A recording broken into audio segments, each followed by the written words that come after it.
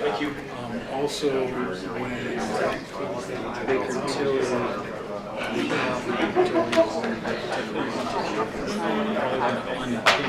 Going the other way, brother. You didn't see him.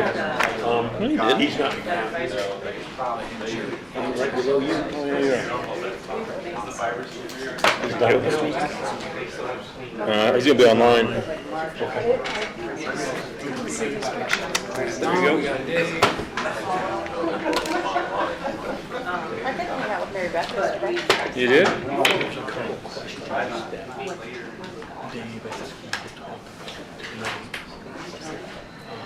Dave gonna be on this?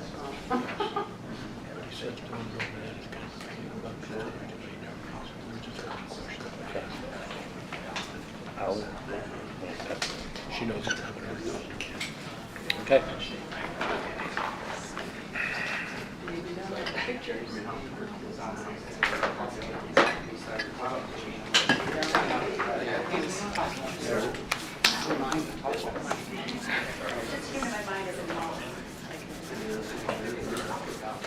Dave?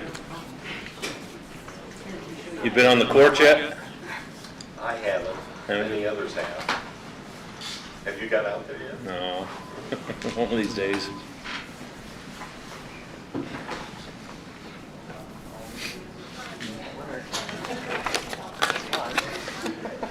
I should figure this for two.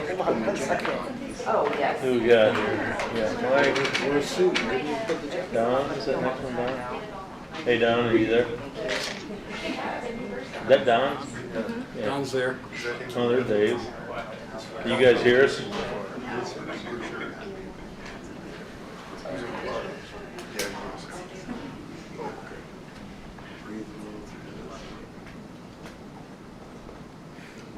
Can you hear us, Don?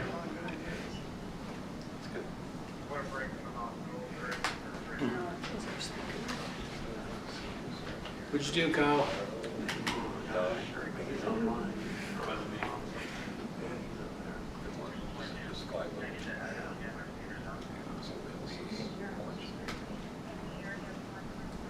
I'm hearing something else. What are you hearing?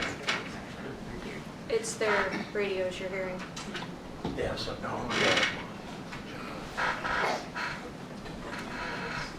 That's pretty like. Yes. I'm jumping out of the water. Picture Dwayne. Picture Dwayne jumping out of the water. Your vacation photo? Yes. Taken last weekend.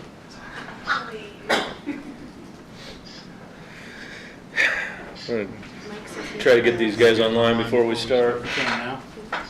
My kites are nice. Okay. Can they hear us now?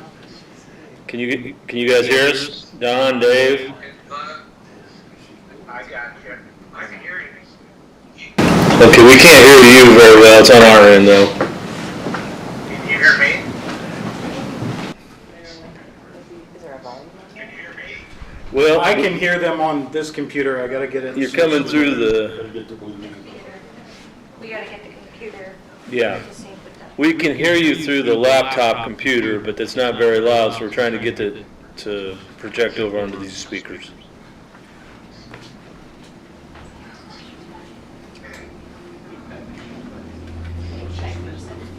And that's on, right? Yep.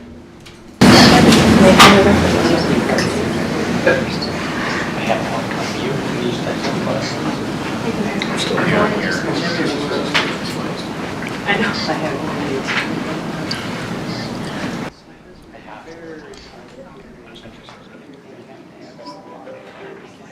You can drop it on the floor and get sitting there. You're gonna do it. We can change things around.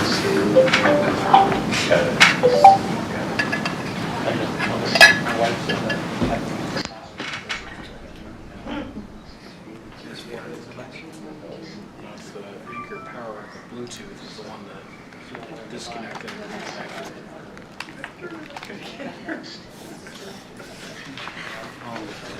Yeah. Oh, we might have it. How about now? Yep, we got I it. can hear Mike. Okay, can you guys hear us now?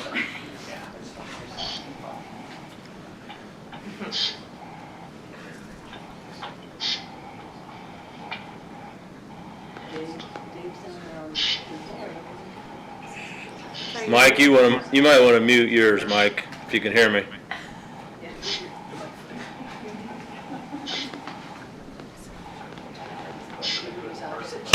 Ask him if he can hear us.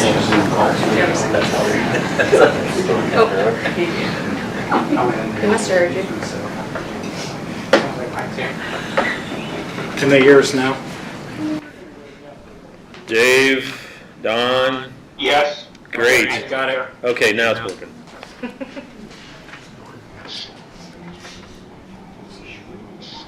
Tell Mike to mute again.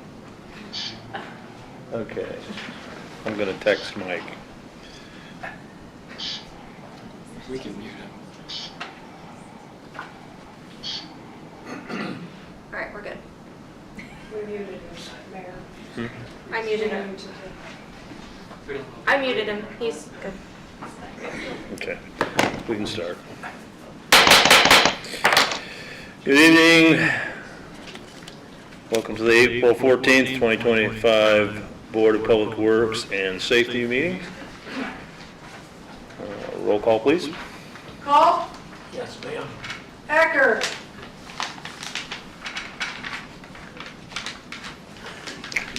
He's muted. If he can hear us, he's muted. Ecker? There he goes. All right, let's try this again. I'm here. Milner? Here. Morrow? Here. Listenberger? Here. I just want to point out before we get going here that we did have a last-minute request for a street closure that's added to my agenda. You should have, if you got it, it came late today, so that'll be coming up. Okay, motion to approve minutes from our last meeting, please. Second? All right, we have a motion and a second. Any further discussion? Hearing none, all in favor will say aye. Aye. Those opposed, nay. Very good. Anybody have anything this evening? Yeah. Dave, Don, anything this evening? I have nothing, thank you. Very good. All right, Nothing, Your Honor. very good. All right, jumping down then, Donnie? I have nothing, Your Honor. Dan? I have nothing tonight, Your Honor. Dennis?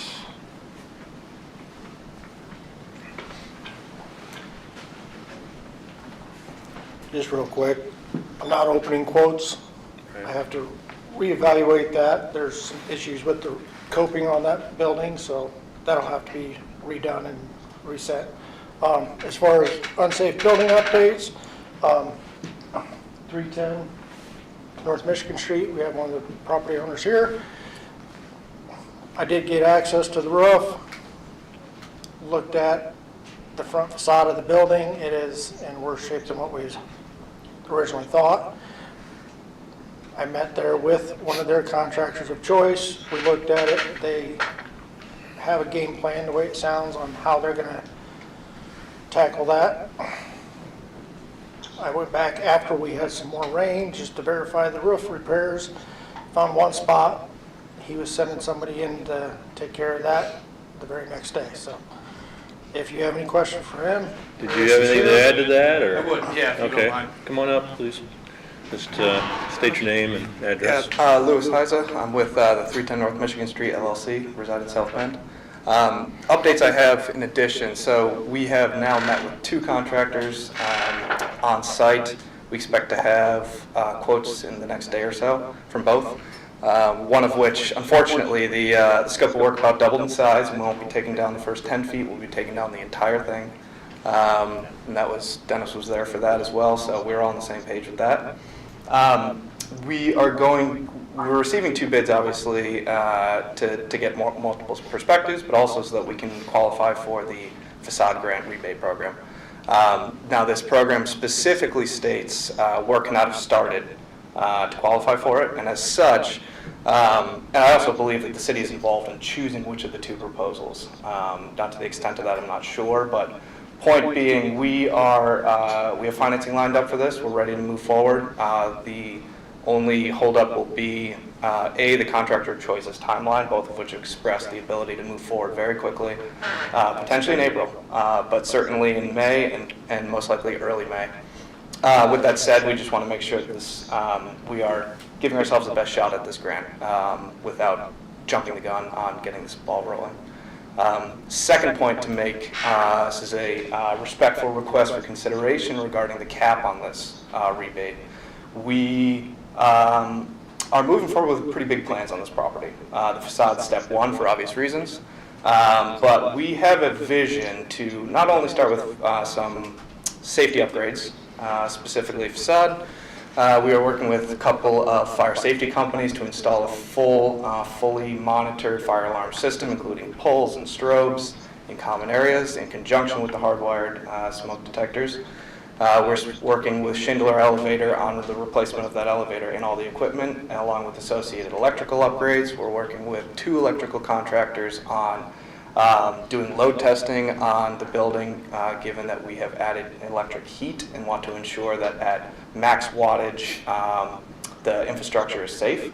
And that's just the safety stuff. We have a vision for really converting the first 2 floors of this building from a combination of vacant space and office space to a lot of retail.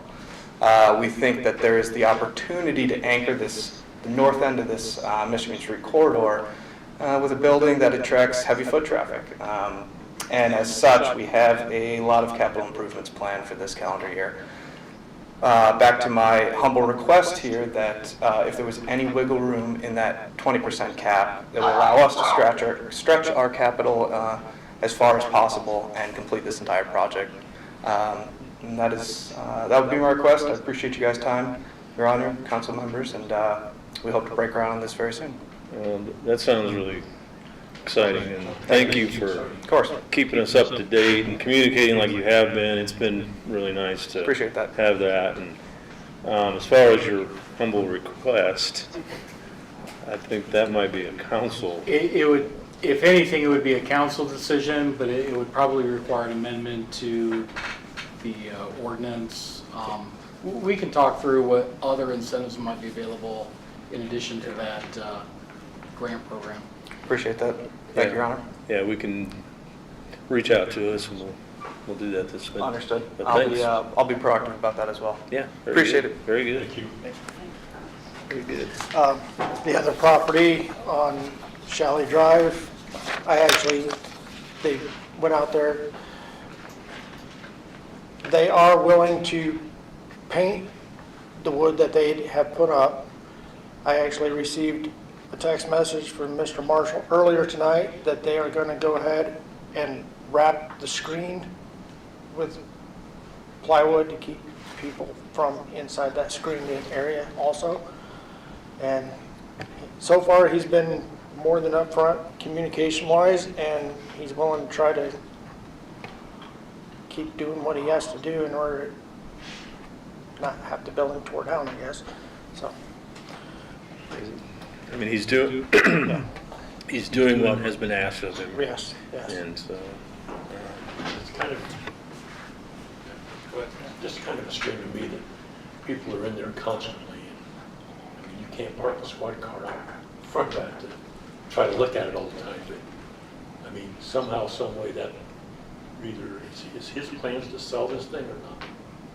I can't speak for him. I mean, he doesn't know himself. Yeah, I mean, he's honestly. got multiple ideas that he's Yeah. kind of kicking around, trying to figure out what would be the best option at this point. I'm just scared that it's gonna get us in trouble if we don't get everybody out of that public street. Right, which was the reason that the building commissioner issued the order in the first place to secure the property. I wasn't at your last meeting, but I understand that you tabled it at the hearing.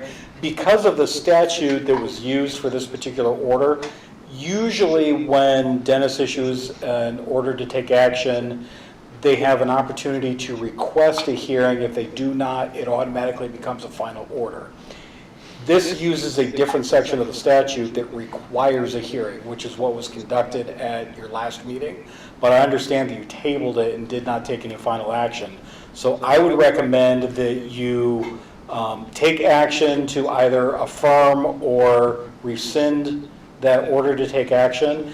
If you do affirm it, then it still gives Dennis the discretion to determine if they're in compliance, and as long as he's able to work with the property owner and make sure the property is secured, then that would be in compliance. So we And need would to be up take it Dennis off the to decide. table, or? So yes, I would recommend that you take it off the table and take a final action on that order. Okay, I got a motion to take I'll it. take it off the table, let's put it back on. Okay, we have a motion Second. and a second. Any further discussion? Hearing none, all in favor say aye. Aye. And those opposed, nay. Okay. So now somebody needs to make a motion, right, to So affirm? your what's options our are options? to affirm the order as presented, to rescind the order, or to affirm it with modifications, as long as those modifications are less stringent than what was in the original order.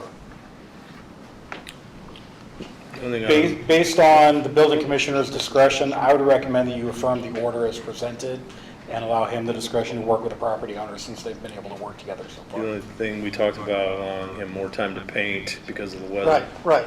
I mean, We- does that, He, But you can he's- work with he started boarding it up before the board actually got to make their recommendation. He was given a little bit of leeway as far as not painting the plywood. I told him I'm willing to work with him on that. I would like to have it painted within 60 days from the time you guys approved my order. I'm just gonna throw this out there. Can he fix that up and move back in there in a floodplain? Or am I totally way off base? That's something, Depends on how much she wants to put into it. Once he hits 50% value, then he has to raise the entire building to floodplain, current floodplain regulations. and that's one of his options still. That's why I'm And telling you. that is an option. He doesn't know what he's gonna do exactly, but that is one of his, he's talked about it. I'm gonna suggest what you were saying, Jeff, is to go ahead and go as planned with you and enter the, Affirm the order? yes, that way. That's what I thought you meant. Is that a motion? Yes. Okay, we have a motion to affirm Dennis's original order, and we got a second. Any further discussion? Hearing none, roll call vote, please. Sorry, 3-0. Okay. Call, Yes? Ecker, Yes. Milner, Yes. Morrow, Yes. Very good. Okay. The only other one that I had that was. I should ask, is anybody opposed? Because there's nobody else, is there? So, okay, go ahead. The only other one that I had, the homeowner came in and actually has a demolition permit, and he should be starting demo on it, so. Yeah.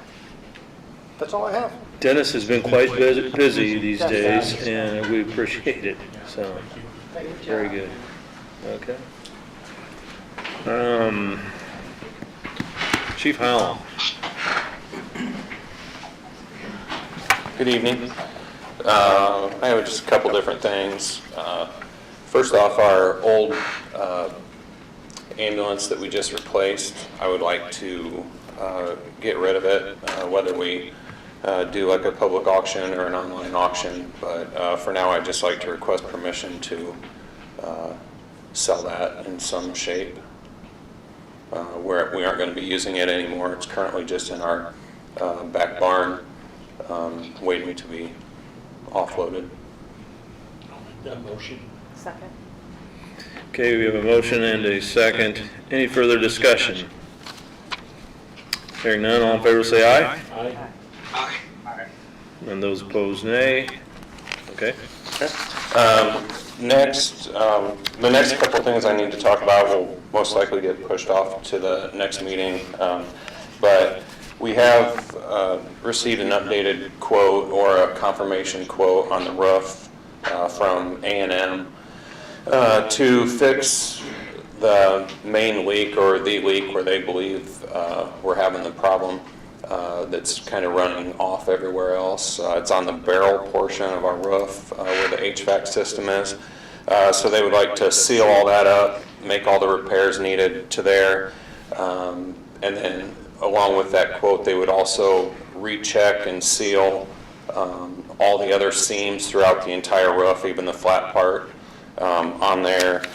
And that quote came in at $47,960, which I talked with clerk treasurer about that, because we're going to need obviously an additional appropriation for those monies to get the roof fixed. So I know that'll have to be put off onto the next agenda. So I just basically making you aware of that. If there are any questions on that. Does that need to be bid or? No, because it's below 50,000, it does not require quotes or bids. Randy, did you put your eyeballs on, did you see that quote by chance? Just had brief conversations Okay. with the chief, so no-brainer. Yeah, that's what I thought too. And then the last thing is I would like to transfer our mass casualty trailer that's for District 2 to Elkhart County. Their EMA has shown a very strong interest in taking that over for us.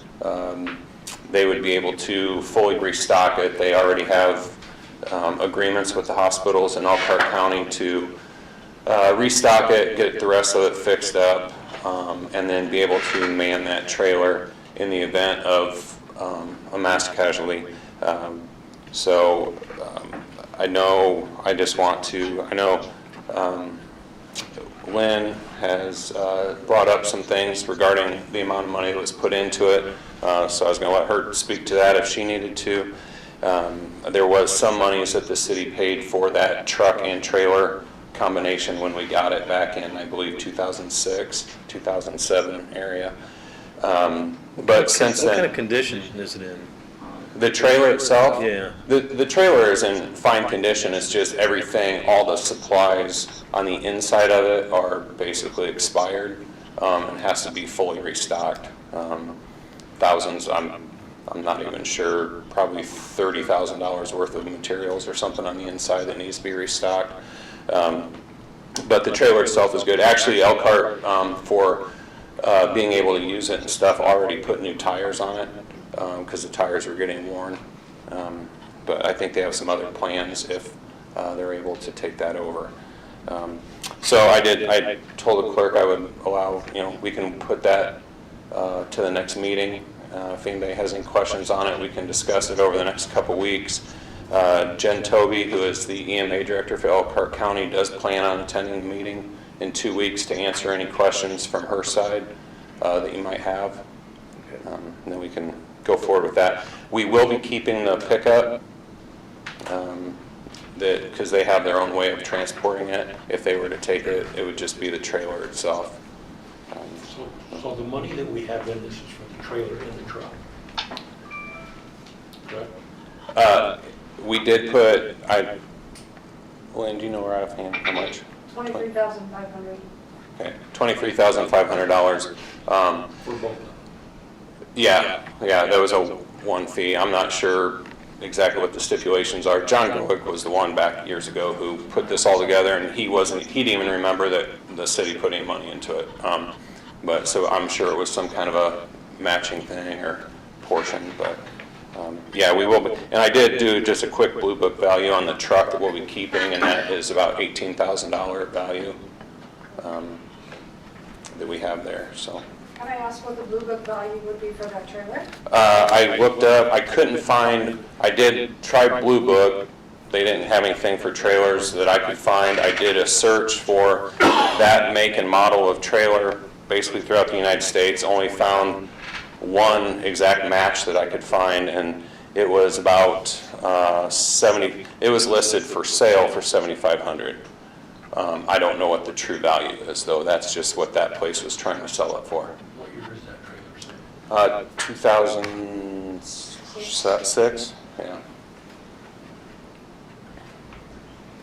So we are going to just think on this. Yeah, I just want to bring it up so everybody was on the same page and we can spend the next couple weeks. If you have any questions, and like I said, Ms. Tovey will be here in 2 weeks and she can answer any other questions. Yep, thank you. Thank you. Chief Weir. Mr. Marquette. Thank you, Your Honor. Just a couple items. We have started our sidewalk replacement program, so we're working on some of that with some of our paving stuff. It's items we're going to do in-house to help on our paving budget and working on some of the crosswalks that need done too. So just so you know, that has started. The other thing is coming to ask for permission. A few weeks back, the mayor brought up to me and Dennis brought up to him at the old firehouse some kind of safety concern with the way the bricks are spalling off some, where the daycare goes in and out of that side door, about what kind of platform we could come up with or something there. So we got searching. We did find a company in Portage. It's called Solid Platforms. They build scaffolding. They have sections like this that they put in construction sites to help protect walkways. And we could set them, we went ahead and set them up as a vendor, but with time frames on, they weren't sure how soon they could do if we did a credit check with them, how soon everything got back. So the option was that we could write them a check and I could take a check to them when I pick it up. And that would be tomorrow if you also choose that we can do this. And Lynn does have the check, or it's on the docket, but we normally don't do it this way, so it'd be kind of This is the quickest way to do it. Yeah, the quickest way to get My this. concern is those kids walk right underneath a bulkhead of bricks that looks scary to me. Yeah, I mean, there's And lots this of would buildings that protect have all that entrance. stuff that Have you seen the scaffolding? comes Okay. off that. Have you seen it? You know about? I've not seen it. Have I you- will certainly look at it now. Wow. But, And so- how much was it? 800 and I believe $70 some. Lynn could probably tell me the exact number. So this is the quickest way to get this accomplished. Right. Hopefully later this week, you'll have it. I thought that installed. I thought I didn't even bring the estimate with me exactly. It's $870 some. You should be able to get it installed later this week sometime. I would hope we would. A and short week though, so, It is. yeah, so. But it'll get back here tomorrow and they would probably even work on it Wednesday. If you left really early in the morning, you could get there when they open, get back and get it installed tomorrow. I know, but the city office doesn't open until 8:30. Oh, that's right, we got. I'm here at 7. See, there you go. No excuse. Well, I don't want to put Diana out, so. But no, so. And it's an hour and 4-minute trip according to Google, so hey. But, So I would appreciate it if we would give Jimmy the go. well, I was just asking for permission to be able to receive the check from them tomorrow morning and I will get go this pick it up and. One little thing off my head. And it will be something that I believe we can use later down the road on other Oh, yeah, projects and this stuff, will be- so it's, $870 for safety. yeah. So moved. Second. All right, we have a motion and a second. Any further discussion? Hearing none, all in favor will say aye. Aye. Aye. Aye. Very good. Those opposed, nay. Motion carries. Thank Okay, you. Thank you very much. Thanks for doing that, Jim. Okay. Seriously. All right. Mr. Collins.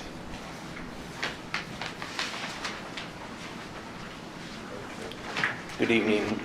Here to ask your permission to do a burn at the cemetery again with the recent storms we had.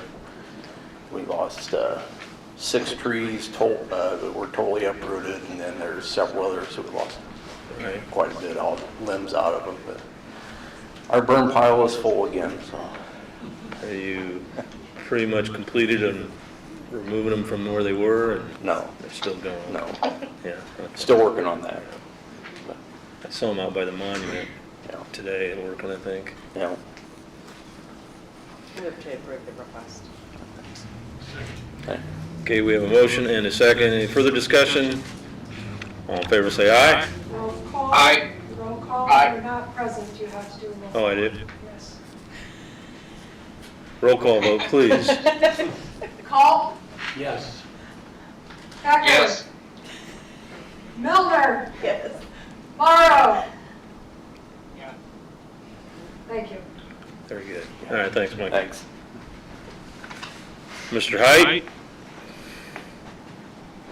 Nothing tonight, Your Honor. Good. Thank you. Bill? Nothing tonight, Your Honor, thank you. Mr. City Attorney? Nothing on this line. Your Honor.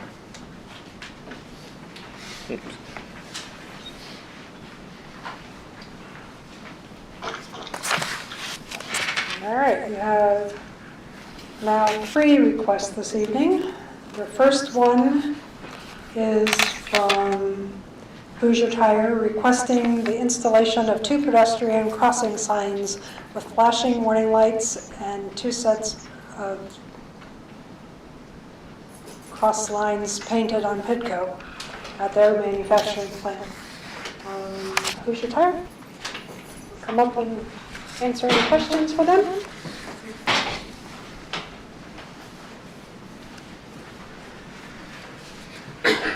Just please state your name. Good evening, I'm Lysandro Jimenez, on behalf of Hoosier Racing Tire. Yeah, we're just requesting Hoosier Racing Tire will pay for the signs and the painting. We're just looking for permission to be able to update those signs and paint on Pitco. It's really coming around that curve, got a lot of traffic coming through there, and now we're a 24-hour facility, so a lot of crossing through the night. From the parking lot to the manufacturing plant, and we're just getting a little worried with a lot of traffic coming through, especially we're getting a lot of like semis coming through, so we're just a little worried that you come around that corner and somebody might not be seeing or something. Yep. And we've kind of changed things up now. We have these kind of requests coming to our Complete Streets Committee meetings, and that's going to be helpful. Yeah, so when the request came in, we forwarded it to Ty Adley, who now chairs the Complete Streets Committee, and Mr. Jimenez was able to come in the next day to that scheduled meeting, and we discussed it at length. The Complete Streets Committee is recommending that you approve the request, especially since Hoosier Tire is willing to pay for any signs or striping. The street department and city engineer will work with them to select the proper signage, and we also now have this on our radar for future more permanent improvements. Right now there's no repaving planned in that area, but if we start thinking about it now, when we get to a point where it makes sense, we can incorporate something more permanent to create a bit of safer corner for the employees across the street there. So the Complete Streets Committee is recommending you approve the request. So moved.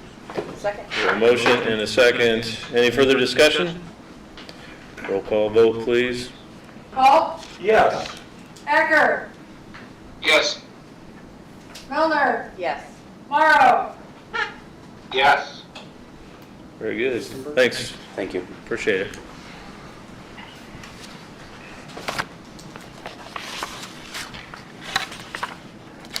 Your second request is from the Complete Streets Committee. Mr. Huyen. Speaking of the Complete Streets Committee, the committee includes representatives of the school corporation, and a lot of the discussions we've had about pedestrian improvements have to do with walking routes to schools. When the school corporation redistricted their elementary schools a few years ago, that was a major focus on creating as safe as possible walking routes. And we've had a lot of discussions about different intersections and areas of the city where the city can collaborate with the schools to better ensure safety for the students. Along those lines, we would like to try another temporary tactical urbanism project, this one at the intersection of Jefferson and Randolph Streets. There is some concern there because of the width of the street. That's a regular crossing point before and after school, and by narrowing the lanes there, we can shorten the travel distance for students and also calm the traffic. Slowing cars down will be a safer crossing point for those students. I did discuss this with Chief Weir after we prepared the request. He has also suggested that we prohibit left turns from Jefferson onto Randolph during those crossing times. The beauty of tactile urbanism is that it is temporary. We're proposing that we install this for the months of May and June because that'll give us a good month with school in session, and then a month after they're let out for the summer and kind of compare how it works with school traffic and without. Also, we can try out the no left turn onto Randolph, see how that works. If there's any significant problems, if it is a complete catastrophe, we can take it down at any time. So Would you do during certain hours of the day, no left turn, or? So the suggestion was that you put the no left turn sign on the flashing light sign that the crossing guard puts out in the middle of the street. So it would only apply during those times. Any other time of day, you could turn left onto Randolph. It'd only be for that brief period at the beginning of school and at the end of school. And what, and Jim would make a sign that says, you got a sign that says no left turn? Or, We should have, okay. where we can make one. Yeah, kind of the same principle at Washington School. We made it a no left turn coming eastbound because traffic backs up at the school crossing. So they mounted it on the red and blue light that comes out in the drive. So same principle, since they're narrowing down the street, which was the whole complaint, because when people were waiting to turn left, people were going around trying to pass them, and then the crossing guard's out there with kids, and right there's a car coming. So that's what all this is, narrowing it down to be more safe, and with no left turn, that'll just keep the traffic flowing smoothly instead of backing it way up to Michigan Street. They'll still be able to turn left there at the Coffee Lodge or onto Liberty to get to the high school, but that'll free up right there at the crossing. So it'll be basically 20 minutes to a half an hour in the morning, and same, well, in the afternoon it's usually 10, 15 minutes because they're already all there at one time to cross. Yeah, I hadn't heard about that part of the idea. It just came up. Oh, okay. So for the 60 days, it's gonna, that'll all stay in the road for that full 60 days? So the plastic bollards that we use will stay in the road for that full 60 days. So it will narrow the lane for the entire time. The left turn will only be restricted during the crossing guard hours. I would say that you possibly might adjust, but I think we want to see how it's working and make adjustments throughout those 2 months. So if we want to widen it in any area, you can do that, if that makes sense at the time, but Right. generally. I will say that we've done, that we've done several of these projects now. Some of them have worked really well. Some of them have not worked at all. Considering the whole point is to learn from the experience, I would say those have all been a success.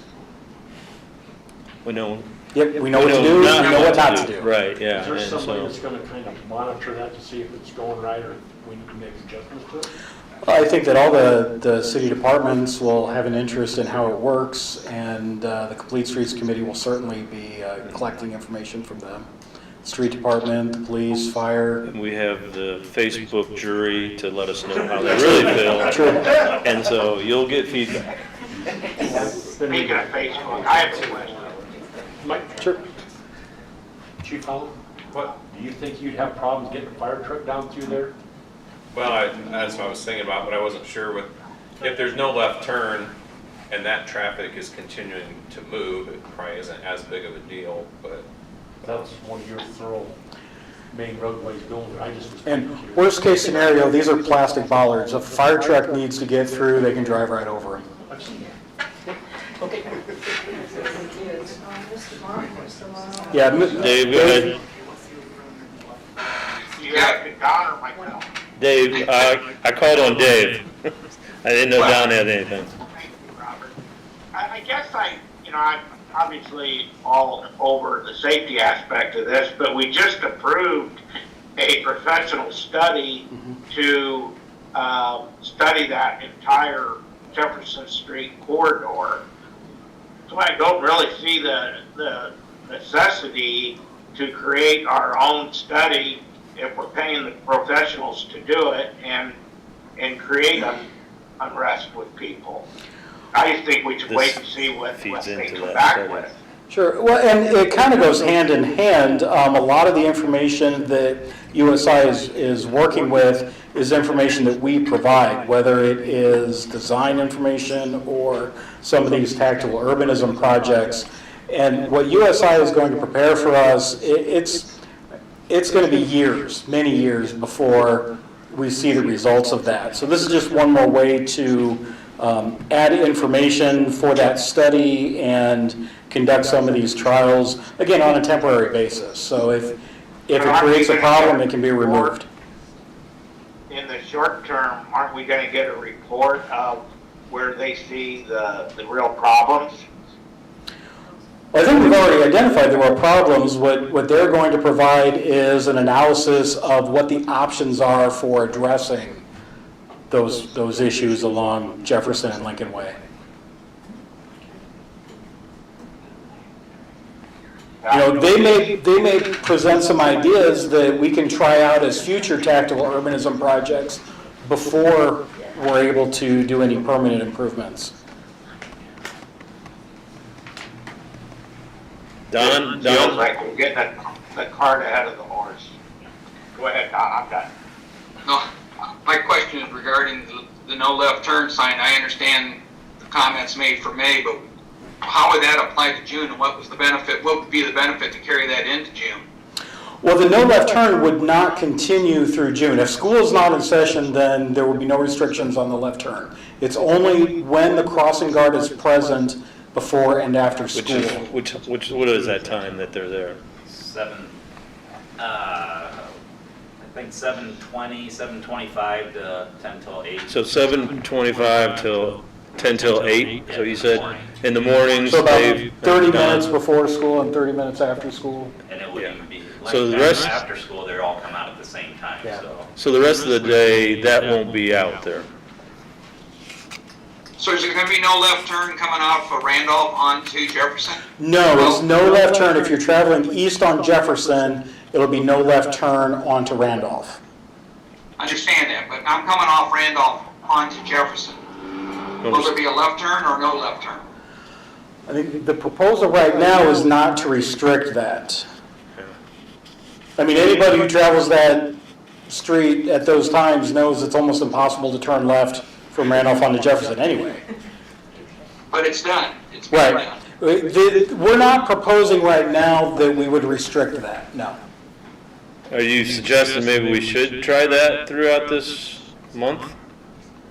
Well, if we're going to do this, I think you need to be consistent. If you can't turn left onto Randolph, which I understand, why would I want traffic off Randolph going onto Jefferson left turn? If we're trying to keep traffic Good flowing. question, I mean, Yeah, we can certainly try that. so you have to have two signs. It'd be another sign the crossing guard would have to put up. I mean, How about this, I mean, we will attempt to do something, and if it's not working, we pull it. You know, you can do anything we want during this time frame. So Well, they figured that out in the study too that we're getting done. That's this data that we're gonna get our eyeballs on this plan we will give USI everything we think about it and what people, that we'll look, honestly, we will look at those Facebook comments on what people are saying about it, and they will take all that stuff and that'll be part of their study. So. I just have one more question, Jeff, and that was when we did a test on Jefferson Street earlier. It was closer to where the lodge is located. What was the results, or what was the feedback on that? And how did we learn from that to present what we're talking about tonight? Well, if you're talking about the Facebook comments, it's one thing, but, you know, really, so that was one where we did a lot of, we had an online poll at that time. It was some mixed opinions from the public, but overall, from a design standpoint, it seemed to be very successful. It accomplished what we wanted, which was to slow traffic and create a safer crossing there. And, you know, that design from that project has kind of been in the back of our minds with some of the other work, you know, talking to USI and looking at other future improvements for the trail, the Greenways Trail that runs through there. We hope to incorporate some of that into future permanent upgrades. I just want to echo what Dave said about safety and, be concerned about everything like that. And I just don't, I'm always concerned when we do things, I don't know how well we can actually do it effectively, but at this point, if we're only talking about a month, I would support the request to do that trial and avoid or not permit a left-hand turn during the month of May, only for the month of May. Right. Is that a motion? I'll make that a motion. I'll second. Okay, we have a motion and a second. Any further discussion? Yes. Question for Jimmy. The traffic backs up from Michigan and Jefferson, the Four Corners, as us old timers like to call it, almost clear back to Randolph. Anyway, if we're pushing all that traffic to the west off of Randolph, I think we're going to have just a really big backlog. Jimmy, do you have a comment on that, or do you have an opinion? I guess my personal comment, the whole thing's a mess every morning at school. I mean, I don't know if you can solve that problem, Dave, or not. I just think the way the traffic is, people are going to just keep piling up no matter what they do. This may change their thought. They may go the other way, go down Baker Street. But I just think it's such a tight time frame every morning that no matter what, I do think people did that when we did by the coffee lodge. They did go to Baker Street. Some Right. did. I know they did. So I don't know if there's any solving that right now. I mean, that's more of a traffic issue with just getting people to do something different. So, this is Dan here, but a lot of the problem stems from the two schools being on each side of Jefferson. And so if you have multiple kids in multiple schools, or one kid in both schools, you have to get on Jefferson to go to the other school, no matter what you do. There's no straight crossing through there. That just compounds the problem. But I will echo what Jim says. It's pretty much a mess every single morning. But I don't think what we're doing here is Going to change that mess Yeah. too much. I mean, I really don't see that That'd make changing it a that safer far. mess. Right. I mean, the big thing is right now, kids are trying to cross the crosswalk, and people are slowing down to turn, and people's swinging around on the right, and that's what's really scary right now. So we thought if we got down to the 10 to 12 foot lane, that would help slow people down. And no left turn on Baker, we'll see how that goes too, or on to Randolph, we'll see how that goes, and that could be adjusted during the situation too. And I think we're all very cognizant of the traffic issues, and I can't speak for the other members of the committee, but I think generally the Complete Streets Committee is willing to exchange some driver inconvenience for student safety as they're crossing.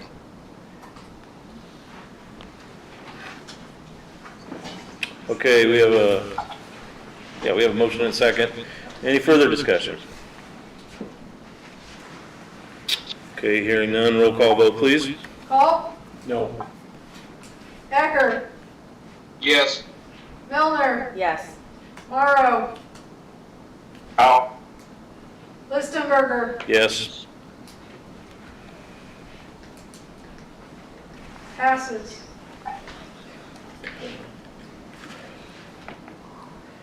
Okay, the next request is the late addition, and this came from Kurt Feast. He was not able to be at the meeting tonight. Oh, okay, thank you. There is apparently an error in what was submitted. If you got your email, they're actually requesting to block Center Street and Monroe and Madison Streets on April 19th, which is Saturday, from 8 p.m. to 11 p.m. for the Easter Vigil service that starts with a portable fire pit and the lighting of the Easter candle. This is the same as we have done for the last 4 or 5 years. We apologize for the late notice. Mayor Listenberger suggested that the city attorney could present this, and so here I am.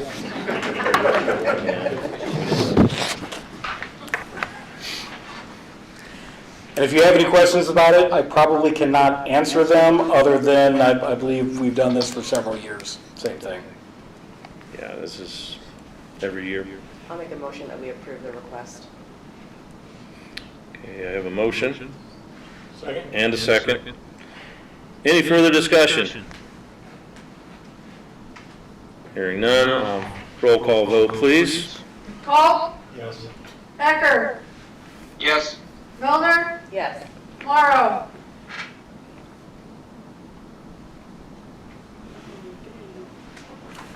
Morrow.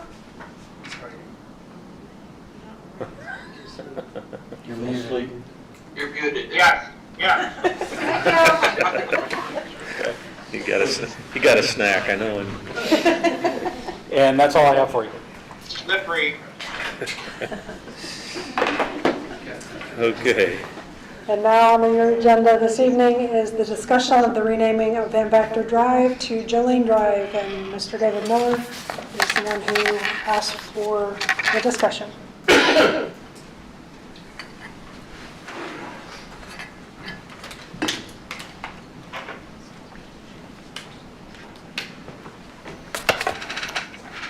Got some handouts here I'll pass out.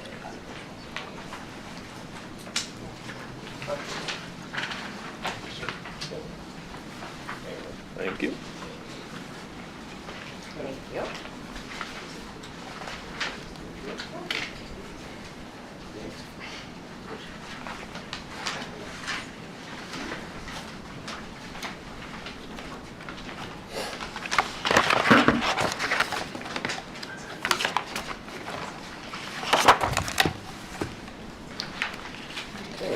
Well, good evening, Your Honor, and board members, both present and digital. I apologize for not being at your meeting 2 weeks ago. Since my wife passed away last year, I've been spending a lot of time with my daughter and her family down in Bloomington, and I've been down there for from October to this time, so I haven't really been paying a whole lot of attention to what's going on up here. I first heard about the resolution that you passed the day after your meeting, when my sister-in-law, Patty, sent me the news feed. So I'm here regarding Dan Sharp coming to the meeting and requesting that Van Vactor Drive be renamed Jolene Drive. First, I'd like to give you a little bit of history on this road. Our company named that road almost 25 years ago when we platted both Van Vactor Farms PUD 3 and 4. And I gave you a copy of those plats. I know you've seen them before. Those were, we platted 1 and 2, which was up north of 30, and we renamed that road Gary Drive, and that was a loop in honor of Gary Van Vactor. As you can see, the road was platted and named as one road. And that went through all the approvals that we needed to go through for platting, from Plan Commission all the way through to final platting.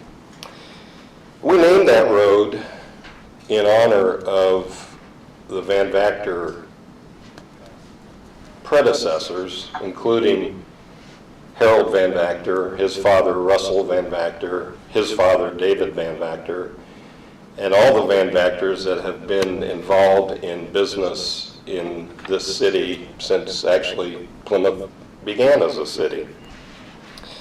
We dedicated the right-of-way, we installed the sewer and water back in 2005. We paid the required advance charges to have the gas and electric run where there were no users, as the utilities required us to do that. We didn't put the actual roadway in because we were waiting for a buyer who would need the road, but we paid a bond over the years, over those many years, to make sure that we or someone would put that road in. So back to your last meeting, Dan Sharp, he really had no right to make the request that the name be changed. as I mentioned, there's a lot more to putting in a new city street than just the road itself. The cost of dedication of the land for the right-of-way, all the utilities, et cetera, that I mentioned. We spent far more on those items than what that road itself cost, all the utilities that we put in over the years. So we sold Dan and Carl Stockberger 2 lots along that road. And let me give you some details of that purchase agreement. As I said, we didn't install the roadway, but I had received estimates on doing so about 6 months before we even heard from a potential user being Dan and Mr. Stockberger.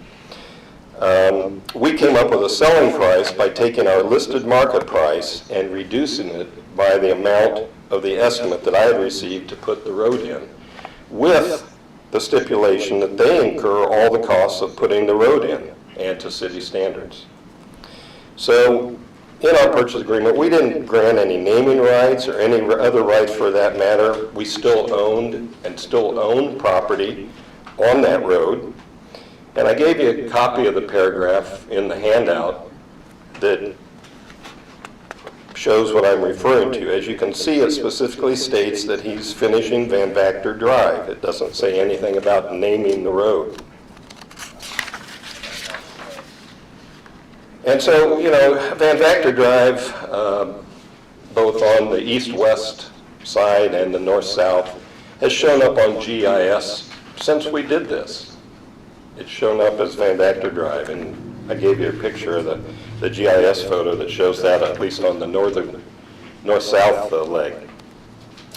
So over the last 28 years that we've been developing those 3 corners out there, every time our company has needed to make a change, even minor ones, to our platted PUDs, which there are now 8 in our development, we have gone through the various process, technical review committee, plan commission, redevelopment commission, drainage board, whoever needed. And we did it to be good corporate citizens. So we were pretty surprised when this was done in one night at your board meeting. No TRC, no plan commission, no public notice.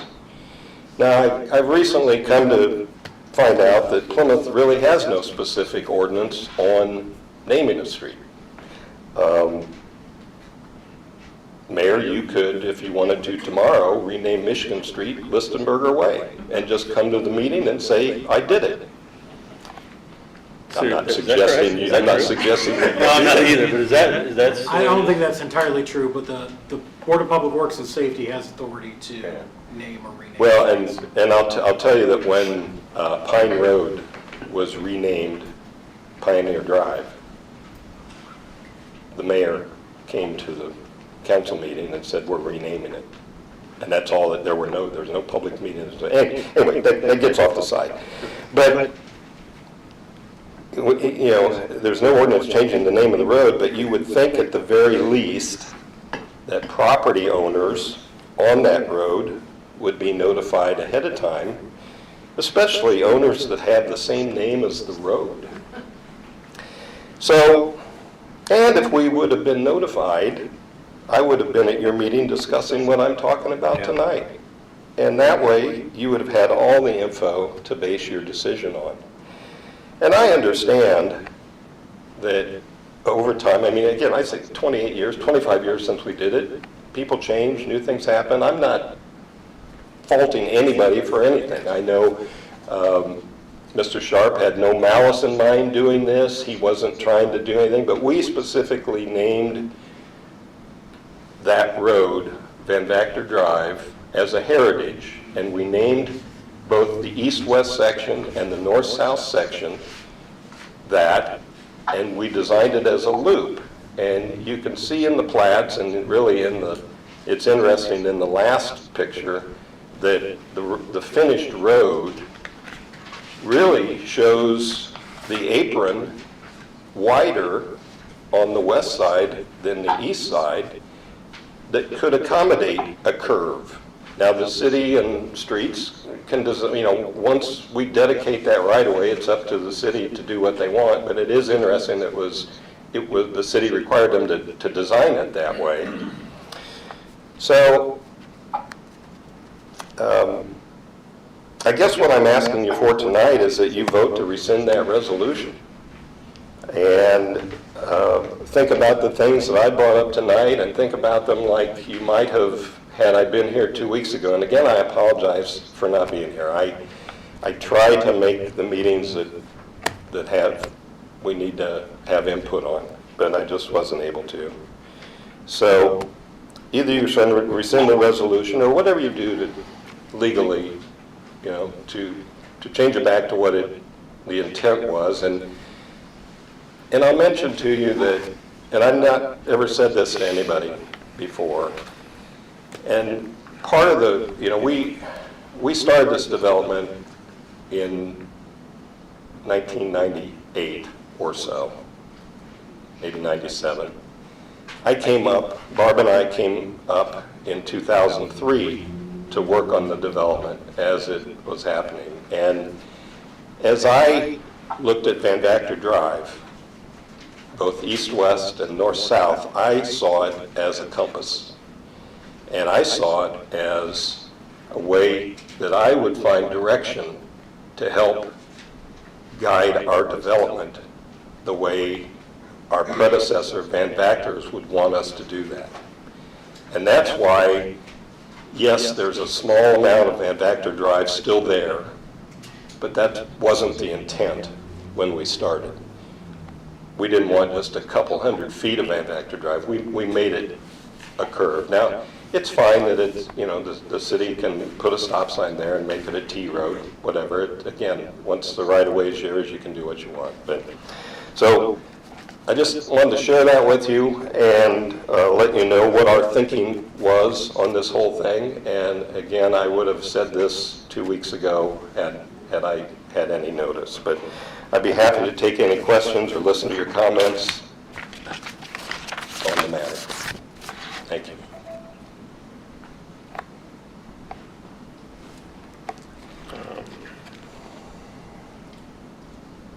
I think we need to do some research to find out. I think personally we made a mistake at the last meeting, and I'll take blame for that. I didn't know that the Van Vactor family had not been notified. I just assumed they did, and shame on me for assuming anything. But from the standpoint of what the family has done with that development for Plymouth, we should all be grateful. And I'm in favor of rescinding the resolution, and I'll ask Jeff if that can be done by a motion, or what the due process is.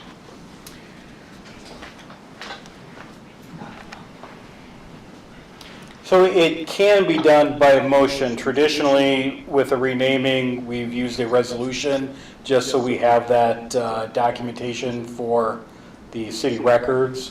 But as far as your authority, the Board of Public Works and Safety can take action to change names on public infrastructure anytime you choose. So would you rescind or would you change name again? It wouldn't really be rescinding, it would be a new action to change it from Jolene back to Van Vactor, if that's what you choose to do. So that's what his motion would need to be? Correct. Okay. You understand that, Dave? Yeah, so I will make that motion. So I'm not rescinding the resolution 2025-1152.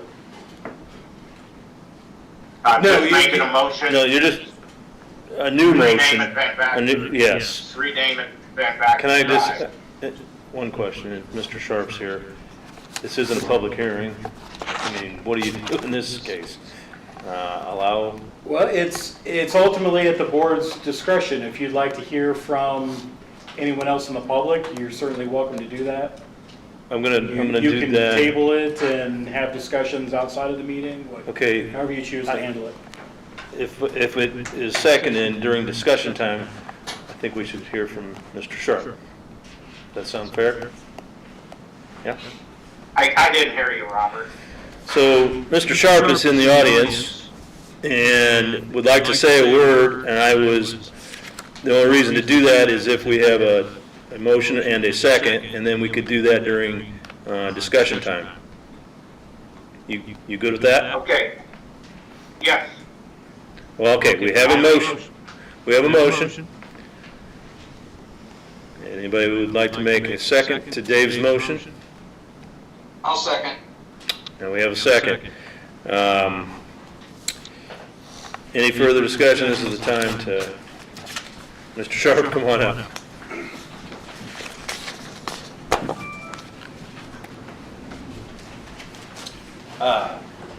Your Honor, thank you for the opportunity to elaborate on this. Van Vactor's is a huge part of this city. No one would question that. And I have the utmost respect for Dave and the family, and they're customers of mine, and we've been friends.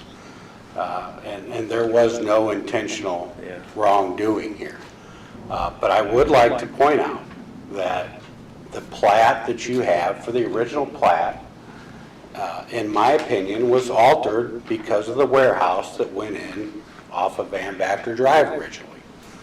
And it is a straight through at this point. Once I took over that property and we started making a move, and I did guarantee the Van Vactor family that I would finish that road, and I was not wasting any time.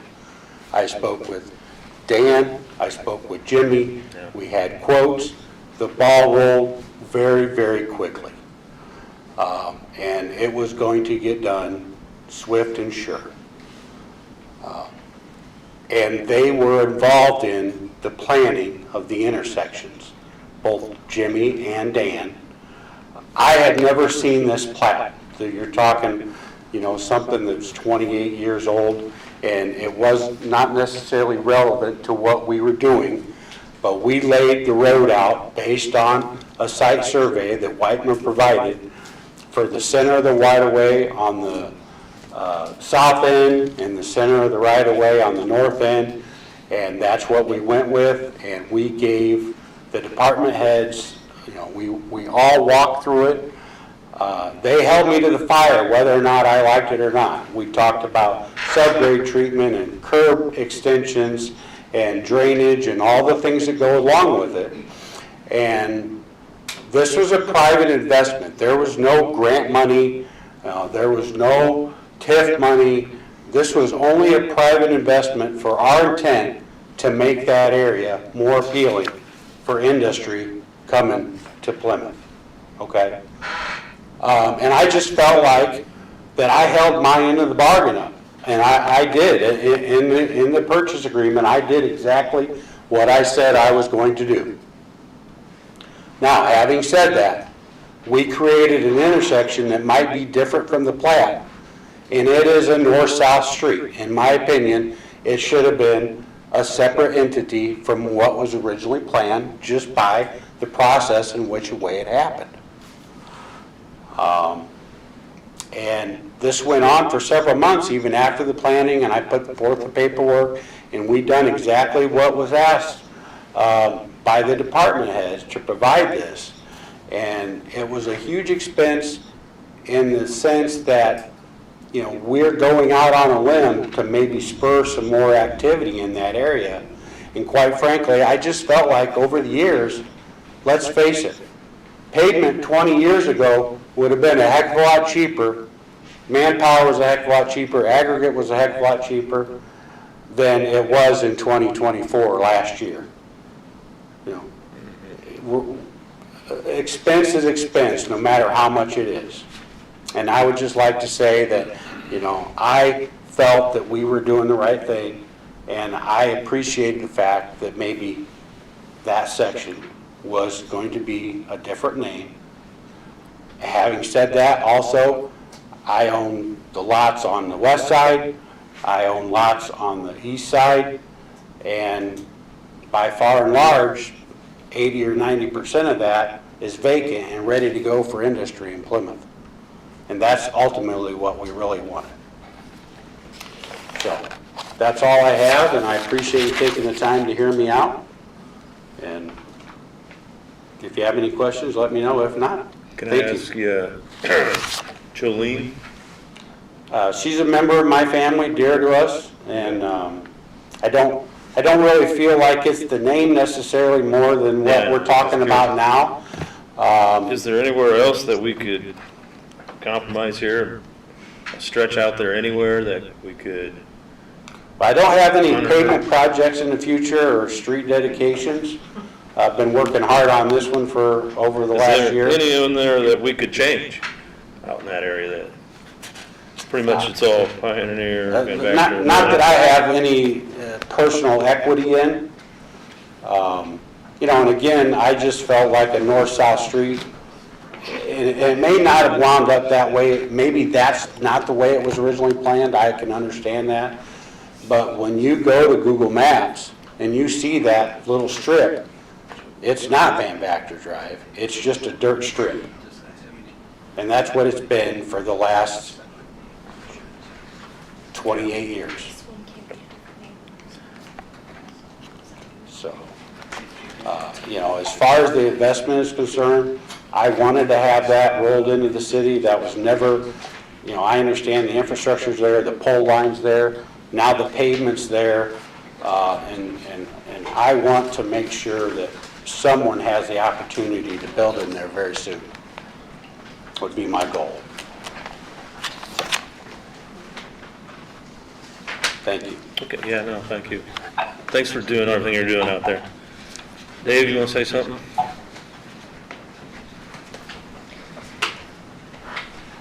I just wanted to make sure that we never doubted what Dan was doing and that he was going to do a good job on the project. And we just assumed that, knowing, as he mentioned, we've worked together for many, many years. Our issue was the fact that he requested a name change when, you know, we didn't give that right. Not that maybe we had to. And it's more than just, to our company, it's more than just a road name. It's a legacy name that means a lot to us. And if it was just a, you know, a Maple Street or a whatever, and we renamed half of it, we wouldn't be having this discussion. But for us, it just goes deeper. So, thank you.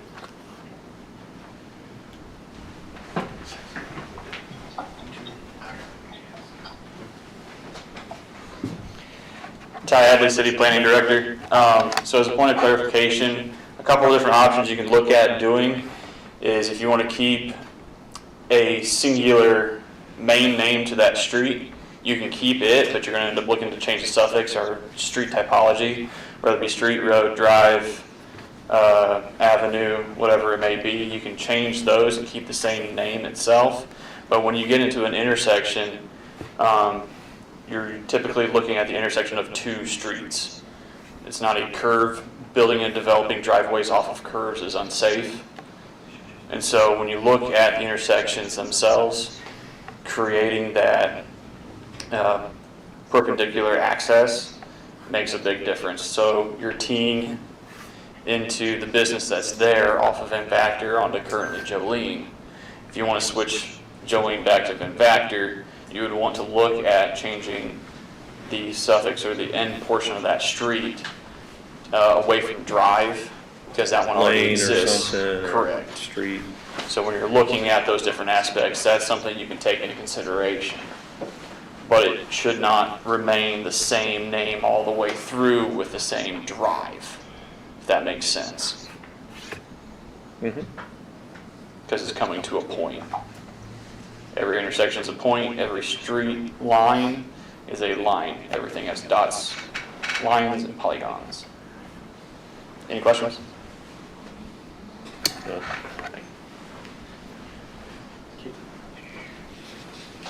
Is this something that we could table and maybe do a little? You certainly could if you choose. And have a look at what's already been filed and everything everything else, so that way, Yeah. You have a motion on the floor right now, so if you choose, you can table it and bring it back at a future meeting. I'd like to see us table this and look into all the aspects out of respect to both of these people that come in here today. And look in to see where we're at and so we do the right thing. I think it's a wise move. I'll second that. We have a motion? We have a motion to table and a second. Any further discussion? Hearing none, to table this, roll call vote, please. Culp. Yes? Eckert. Yes. Milner. Yes. Morrow. Yes. All right, so it's kind of an unfortunate thing. I mean, really, or it's just, it's a little awkward, I'll be honest. But they'll discuss it. But thank you guys, both of you developers, for everything you're done. Really appreciate it. Okay. Number 8 is approval of claims, if anybody would like to make that motion. Done. I make the motion that we approve the claims as submitted. Second. Okay, we have a motion and a second. Any further discussion? Roll call vote, please. Culp. Yes. Ask for it. Eckert. Yes. Milner. Yes. Morrow. Yes. Very good. And number 9, acceptance of communications. So moved. Got a motion and a second. All in favor? This is stupid. All in favor, say aye. Aye. Aye. Morrow. Morrow? I totally missed what you said. Acceptance of communication. Acceptance of communications. You good with that? Pardon? He's falling asleep.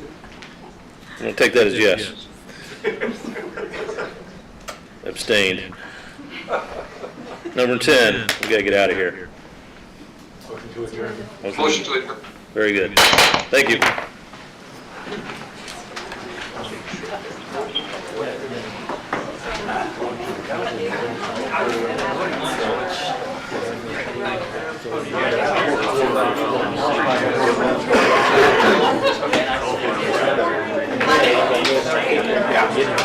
I know. People are waiting.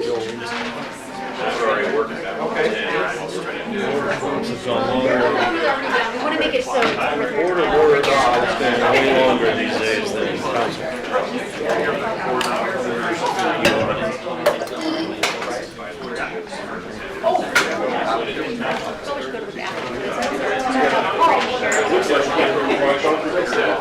Do you walk from the other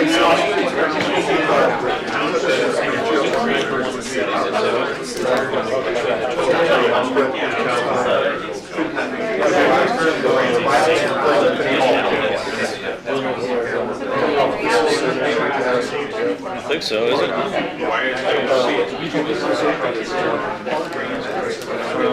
That doesn't go.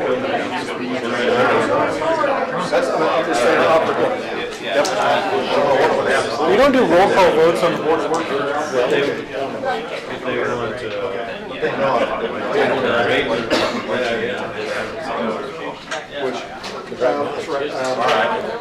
Well, we think of people.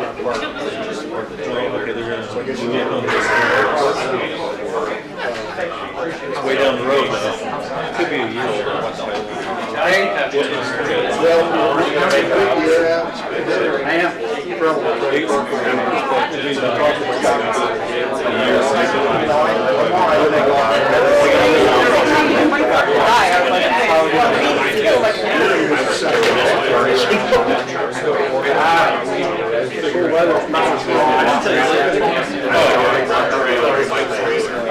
Well, you're welcome to stay anyways. Yeah.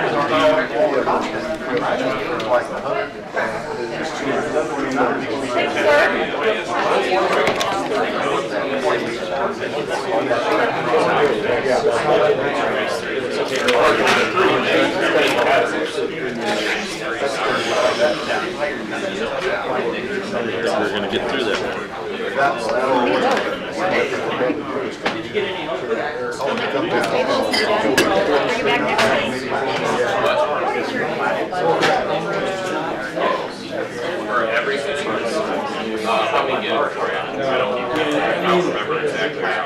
You got into a space where if you guys were put on the spot. You can put on the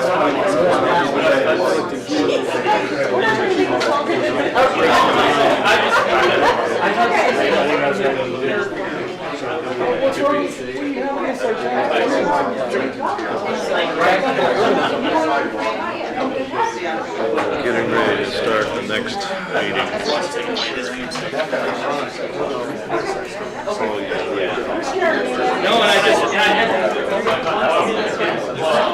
It probably is going to back up traffic. Like I said, the fact that we talk about these things like early streets, Got more elbow room these days. in the morning, you get it to create a safer crossing. Get some close calls. Yes, Steve. Yes. I mean, personally, It's good time, yes. if you got to wait 21st. From reaching out, yes. Can we do all these CF ones all together? Yeah, right? Huh? Yes, please. I know, right? Nope, we're gonna do one at a time. We're gonna be here a while. All the CF ones, we're gonna do individually. Well, if we go for federal, we're talking about applying for federal aid. Yes, individual roll call on every CF one. And that's the only way we're going to afford it. Well, we have to because the 2 years, because we're missing people. Email I saw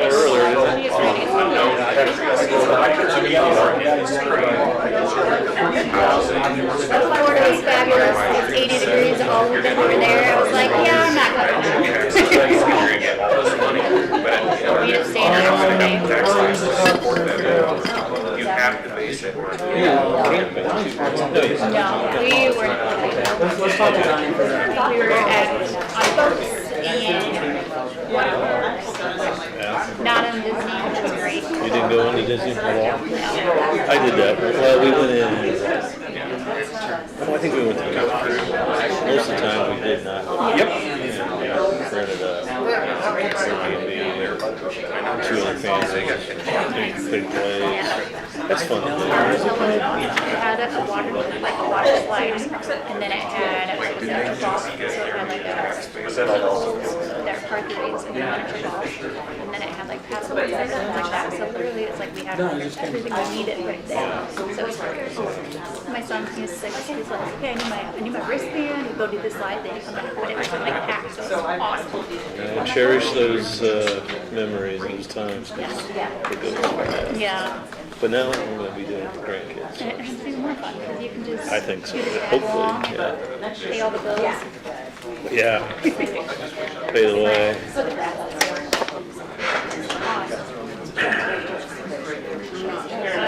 You're going to, yeah. You knew what I was going to ask, didn't you? I knew that was going to change. I don't know how they got it back there.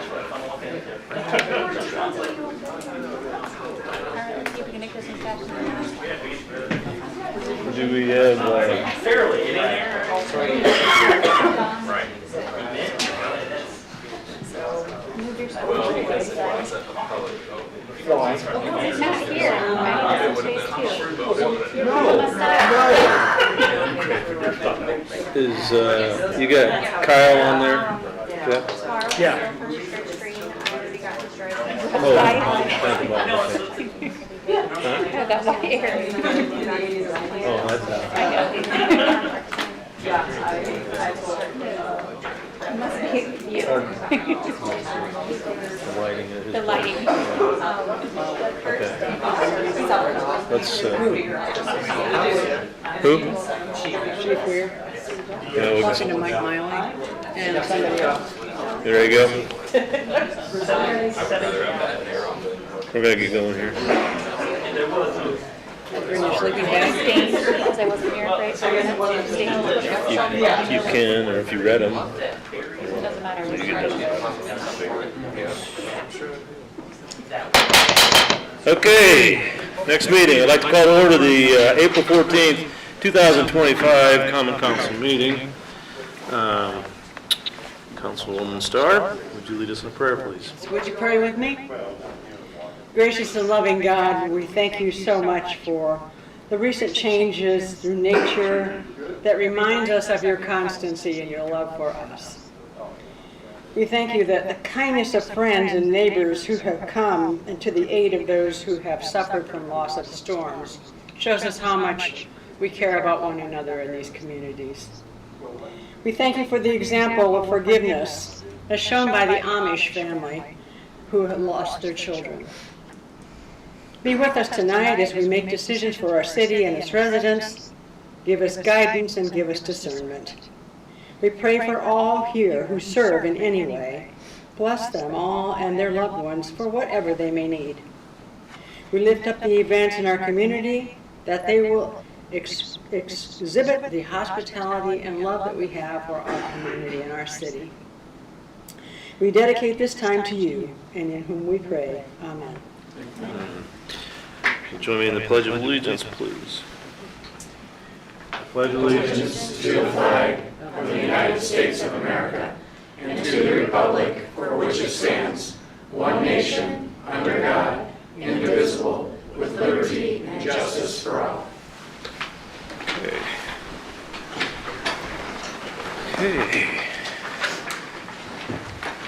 Roll call, please. Councilman Call. I'm here. Hacker. Rathwell. Here.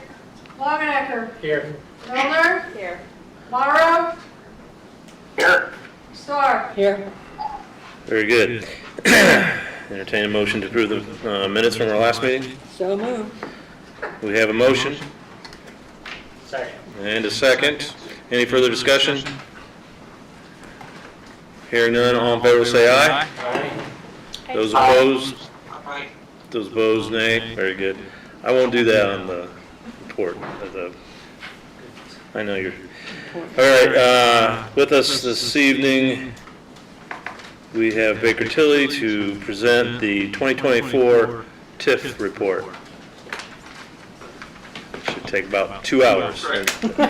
You got 2 hours. Welcome, Kyle. I should keep it under 10 minutes. Can you guys hear me okay? Yes. Yes. Okay, I'm going to go ahead and share my screens. For those online, that'll probably be useful. And then if you guys have a screen there, I think you do in the corner there. Yes. And then hopefully you guys have this presentation passed out as well, so I'll try to refer to the slide numbers to help as well if you can't see. For those online, can you see my screen? Yes, I can. Okay, good. So my name is Kyle Carlson with Baker Tilly. I work closely with Heidi Amsbaugh, and we serve as municipal advisors for the city and the Redevelopment Commission. And this particular report is a Redevelopment Commission requirement, and it needs to be presented to the council. And so that's what this is set to meet. And as I go through this report, if you have any questions, don't hesitate to stop me as I'm going through. So this first slide here on page 2, this is all of the RDC reporting requirements, just for your guys' information. The one we're covering today is the April 15th TIF management report that reports on historical 2024 information or prior year information. And then by June 15th, the Redevelopment Commission will determine if they're going to pass through any base assessed value. We'll talk a little bit about base assessed value on the next slide, but historically, the Redevelopment Commission has passed through between 18 and 20 million for TIF 1 every year, so just keep that in mind. And then we also assist the auditor's office around July, August timeframe with base TIF neutralizations. So that assessed value that base assessed value it's really the assessed value at the time that the TIF area was created. That assessed value continues to be passed through the overlapping units. And really the TIF is only supposed to capture the increases from real growth or construction. And so, as you know, there's obviously a lot of trending year to year, and that TIF neutralization process is to adjust that base accordingly with the trending of assessed values. And I believe, we work with Kayla with the auditor's office, so good note there. And then we have the December 1st RDC annual spending plan. That was the first year for that requirement was last year, and so we assisted with that as well. And then each year, annually, the RDC meets and invites the overlapping taxing units to talk about the budget, long-term plan, and then the impact of the overlapping taxing units. So that meeting is typically in the summer, and we'll definitely let the council know when that meeting is so that you guys can attend. That one, I'll be there in person, and we go through kind of the future plans of the TIF areas versus this one is looking back historically on prior year. So we wanted to start with just a quick reminder on what TIF is, and I've kind of hinted at this a little bit. Don, do you have a question, or is that just still? Oh, it's good. Disregard. Okay. Okay, it's okay.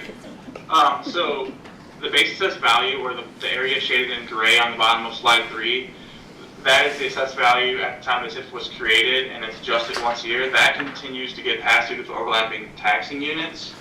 The TIF really just captures the area in teal there in the triangle, the incremental assessed value.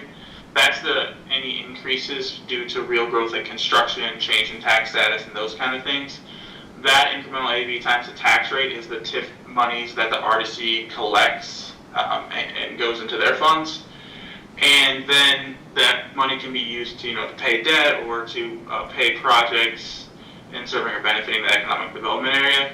And then once the area expires, the box on the red there is showing you the AV post expiration of the area.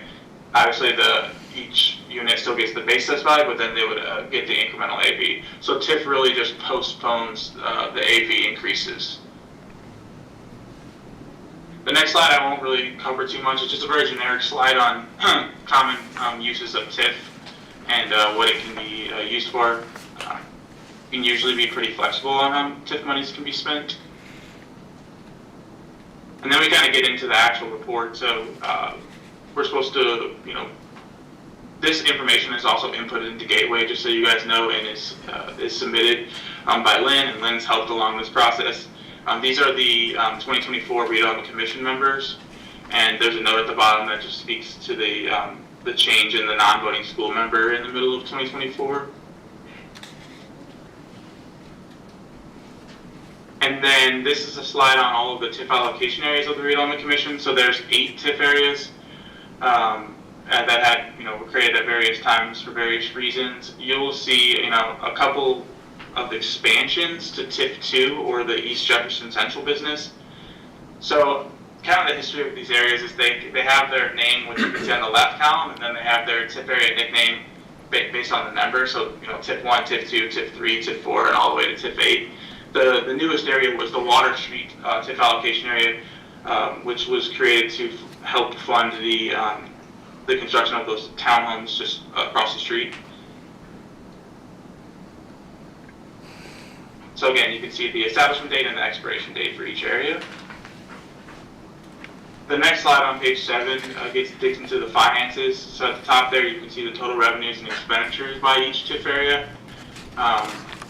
A couple things to note on the TIF 2, or the East Jefferson and Central business area, is that there were we're going to get to the bonds, but there were 2024 Water Street Developer Purchase bonds that were issued, and $1,060,000 of the revenues that we're showing for TIF 2 at the top there is included in those revenues of that $1,438,000 of revenues. So that probably looks, at least to the redevelopment commission, will look a little bit high, but that's because we're including the bond proceeds that came from the purchaser of those bonds. We're also, accounting for, in the expenditures of TIF 2, the $113,500 of cost of issuance of those bonds that was paid out of bond proceeds. And so again, I'm just trying to point out that the revenues and expenditures are a little bit inflated because of that bond issue and taking into account those transactions. And then under the redevelopment commission expenditures, we break down the expenditures by category. We utilize the categories that Lynn had used for the annual financial report and kind of trued up there. And so you'll see, most of the expenditures relate to principal and interest. We'll talk a little bit more about the bonds on the next slide, but some of that is just bonds, where the developer is paying the property taxes and then they're getting the property taxes back semi-annually via bond payments. That's important to know. And then under capital outlays infrastructure, most of that $935,000 was for Pioneer Drive, if you were curious.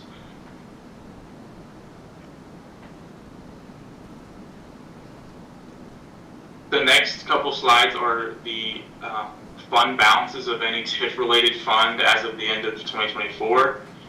Some of these funds are held, by Lynn or held by the city, and some of these funds are held by the various bond trustees or held from a separate bank that's kind of, holding money that is the cities and the redevelopment commissions, or some of those funds are kind of where, Lynn will send money to pay bonds, and then the trustee will then turn around and pay the bondholder on the redevelopment commission and city's behalf. And so that's why you're seeing so many funds here. Only some of these are held by Lynn and then in the city, and some are held by each bond trustee. If there's anything that jumps out on these balances and you have a question, please don't hesitate to ask, but I won't go through each one. On slide 10, this is the bonds that are connected to the redevelopment commission that we were talking about, and you can see various ones on here. So the first one there is for payable from the redevelopment district bonds of series 2012. That's payable from TIF 2 TIF revenues, and so there was $131,000 paid of principal and interest paid in 2024, and there's $442,000 outstanding, and those bonds will mature in 2028. Then there's the 2017 City Hall renovations project bonds. Those are payable from TIF 1. There's $310,000 paid, and there's about $779,000 in principal and interest remaining, and those bonds expire in 2027. They're also payable from TIF 1 or the US 30 Oak Road TIF area, the Waterworks revenue bonds of 2015. That's only TIF related because footnote 1 there says the RDC has pledged a minimum of $40,000 and a maximum of $80,000 of TIF 1 revenues annually, and historically the redevelopment commission has paid $55,000 annually towards that bond, so they're essentially assisting with paying down that bond. And then the next 4 bonds on here, you'll see the 2019 Pretzels bond, the 2020 Winona project bond, the 2020 Centennial Crossing bond, the 2022 Centennial Crossing bond. Those are all developer purchase bonds, which essentially a bond was issued to be able to provide proceeds to a developer as an incentive to build that particular project. And essentially the developer or the property taxpayers in that TIF area pay their property taxes during the life of the TIF, and then semi-annually, the majority of that money is provided back to the developer via bond payments. And so it's like, property taxes come in and then essentially to the redevelopment commission and then go right back out via those bond payments. So, with those 4 bonds in the middle here, the principal and interest outstanding, I wouldn't zone in too much on that because that, those amounts that are going to be paid in the future are really based on the assessments of the property in that area. And so the principal and interest outstanding is really just an estimate and subject to change as you go forward, similar to the payments. But you can see the principal and interest paid and the maturity date for each 4 of those. So then we can skip down to the US 30 Pine Road or TIF 3 bonds. So these are the 2021 refunding bonds that refunded the 2018 bonds that helped with the renovations or construction of the aquatic center. And so in 2024, $443,000 was paid towards that debt. About $4,600,000 remaining, and that expires in February of 2035. And then the most recent bonds issued, the 2024 Water Street Town Home bonds, those are payable from both TIF 2 and TIF 8, the Water Street TIF. But obviously there is no TIF coming in to the Water Street area yet, as those townhomes are still being built and will be assessed in the future. And that's kind of, footnote 2 just adds some clarity to the security on those bonds. So I know that's a lot of information, and if you have questions, please don't hesitate to ask. But the next slide, on slide 11, the RDC is supposed to report on the housing TIF allocation areas and any, what the average sales prices of each of those homes, but there isn't any housing TIF allocation areas in Plymouth, so something to report there. And then the additional note section just refers that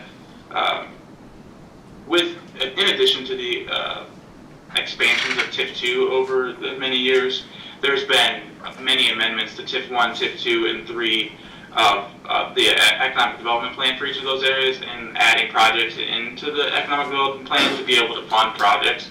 And so there's been many projects that have been funded from those TIF areas. And this also just notes that the RDC has been passing through incremental assessed value to TIF 1. They passed through $20 million in 2024 and elected to pass through $18 million in 2025. The RDC also captures personal property in the TIF 5 Western Avenue area or the Winona area, and the TIF 7 Pretzels TIF area. These are just additional notes. And again, with that, I'll turn it over for questions. But my name is Kyle Crossman with Baker Tilly, and work closely with Heidi Amswell and Alex Johnson and Austin Johnson, assisting the City and the Redevelopment Commission. So our contact information is here. If you think of anything, after the meeting, definitely feel free to reach out to myself or anyone else on here. Very good. Does anybody This report used to be just provided to the council and would report in the minutes, but as of 2024, it needs to be presented, and so that's what this was for. So yeah. Does anybody have any questions for Kyle? Kyle, thank you very much. Appreciate your help. Yeah, thanks for having me. Really appreciate it. Okay, thank you. All right. Do we want to jump down to the, we got an approval? No?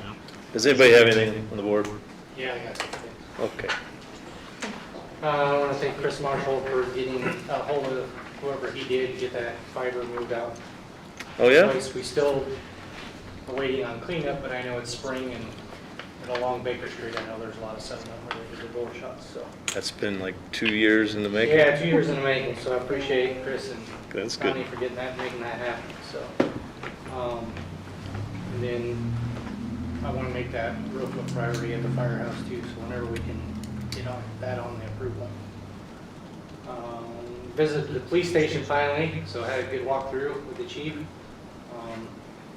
And I have some concerns with, I think most of the building he's making accommodations, but a lot of light fixtures have been taken out of either the circuit or just whatever. It's kind of dim and gloomy in there for being in there, so if we need to take a look at that. I know he's got some concerns with the camera issues, but I think so far, talking with him, he can make things happen in the interim with what he has. Did visit the park department as well, so looked like they were doing a good job getting the storm damage cleaned up, so kudos to those guys.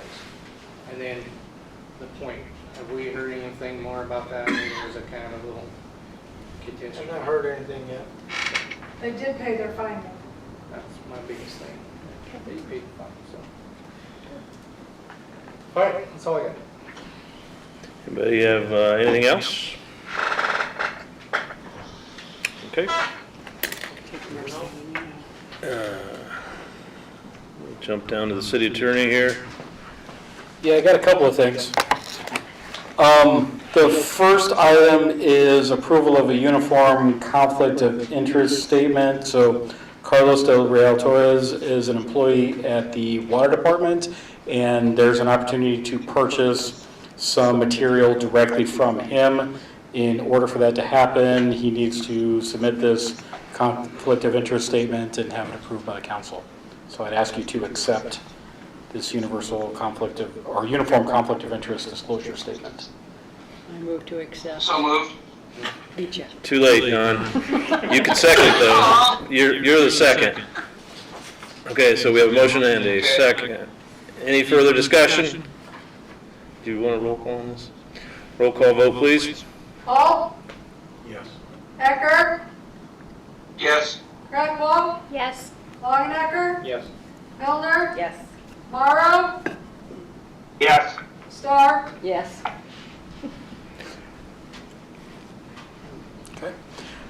Next, 'tis the season for CF1s.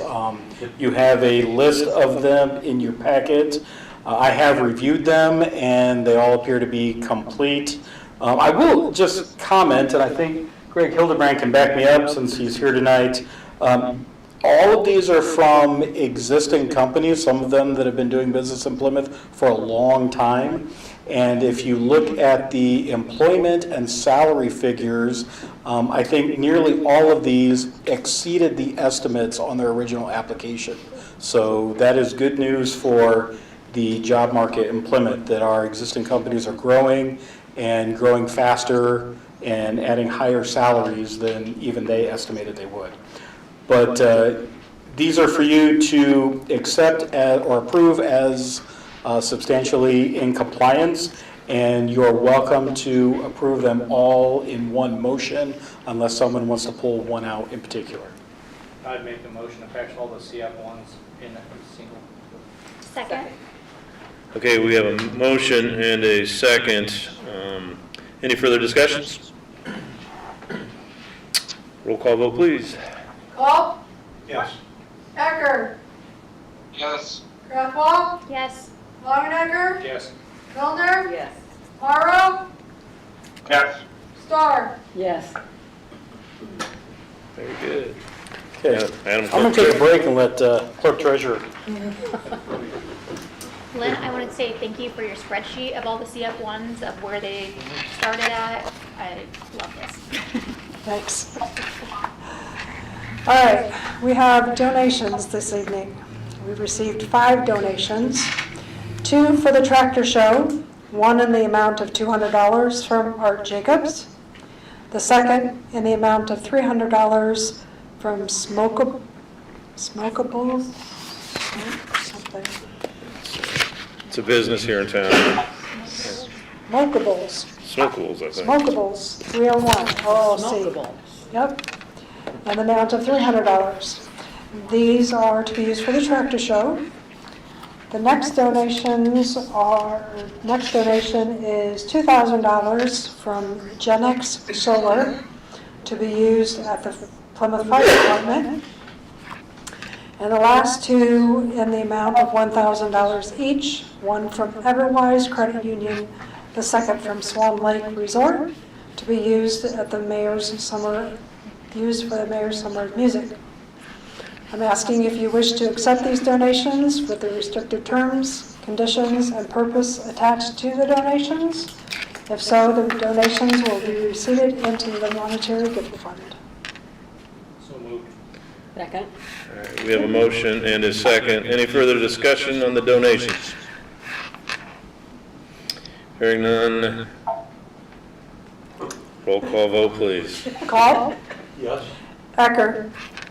Yes. Kraftwolf? Yes. Longenecker? Yes. Milner? Yes. Morrow? Yes. Starr? Yes. Thank you.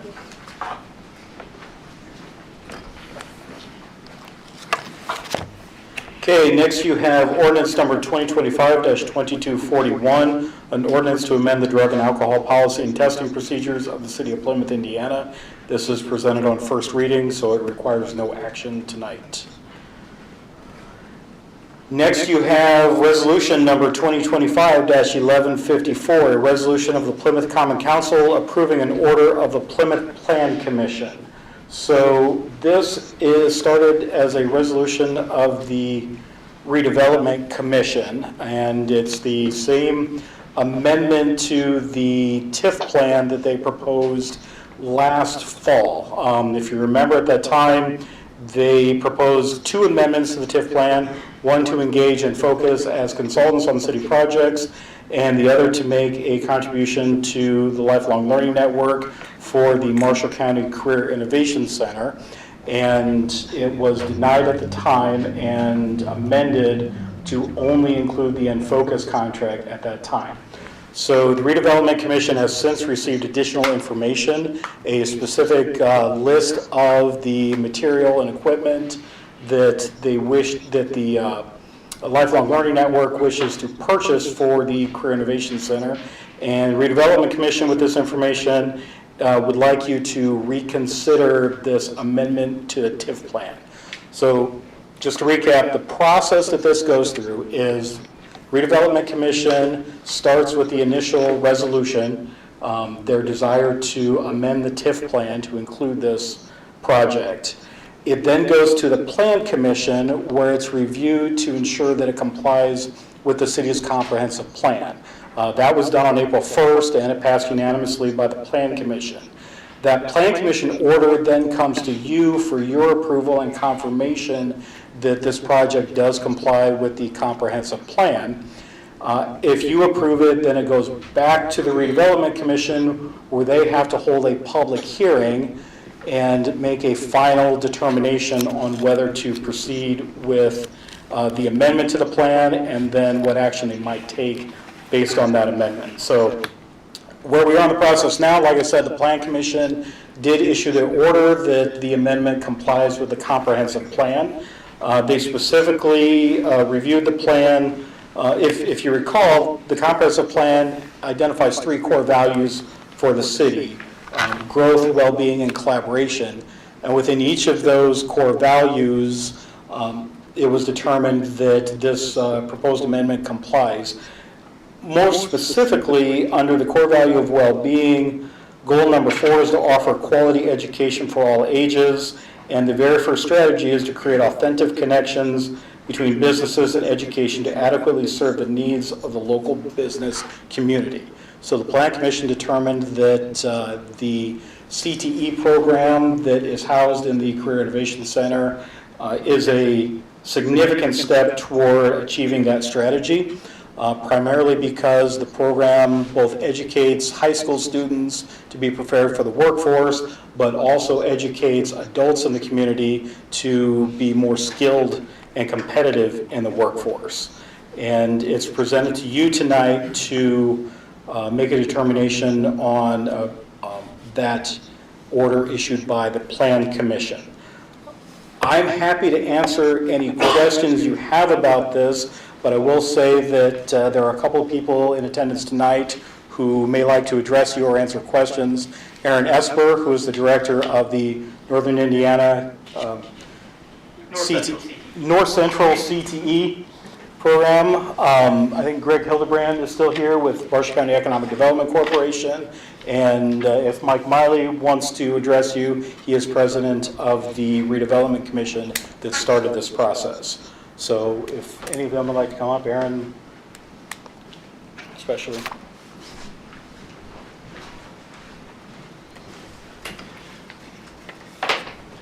Good evening. So as Jeff mentioned, I'm Aaron Esper. I'm the director of North Central CTE. So I oversee all career and technical cooperative programming for all schools in Marshall and Stark County except for Bremen. And this would be a substantial improvement in what we can offer in terms of automotive, both for adult education as well as K-12 education. It would have a substantial impact on both, Plymouth as a city, but the broader Marshall County community, because we serve every school district here. So happy to take any questions if you have them.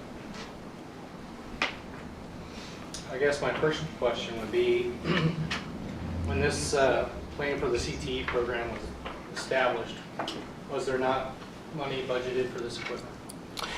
So typically there are startup costs associated with these sort of programs, and automotive is one of the more expensive ones. So as far as that goes, this is one of the plans. So I guess, so you're saying you had money budgeted for this. So if we approve this plan, then where would that money go that was budgeted for the original equipment? I'm not saying we had money budgeted for this. So, and I will say I was the original planning for that was prior to my position existing in this role. So.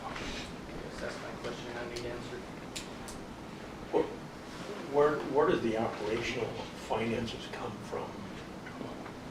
Yeah, the day-to-day operations will be funded in a variety of mechanisms. So if you're familiar with Perkins funding, it's a primary CTE funding for both K-12 as well as adult education. I oversee Perkins funding for Stark and Marshall counties. The ongoing funding would come from that. The cooperative fund programs also receive tuition from all of the sending schools. So if Bremen or if Argus is sending us a student, they're paying that tuition into this fund, and we would be able to support that on an ongoing basis. We also will be running student-run businesses, doing oil changes and car maintenance, and that money will be reinvested into these programs as well.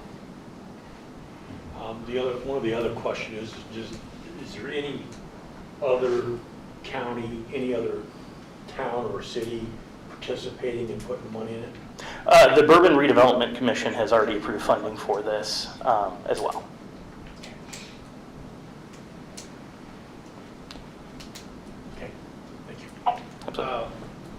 We only saw a snap-on quote. Correct. That snap-on quote is comprehensive for all of these startup materials, and most of them are durable supplies. So we will be able to provide ongoing funding. Any other Matco or Harbor Freight, anybody else ever asked for a quote other than snap-on? Well, the reason we went with Snap-on is because there's a substantial discount for these types of programs when you're starting them. And because of the quality and that discount, it ends up being the kind of premier option for setting up career centers, cooperatives, and things like that. Yeah, well, I guess I would like to see those breakdowns. I have a question. Absolutely. Looking at the broad picture of our city and some of the issues we have with low-income jobs and training opportunities, how do you think that will impact?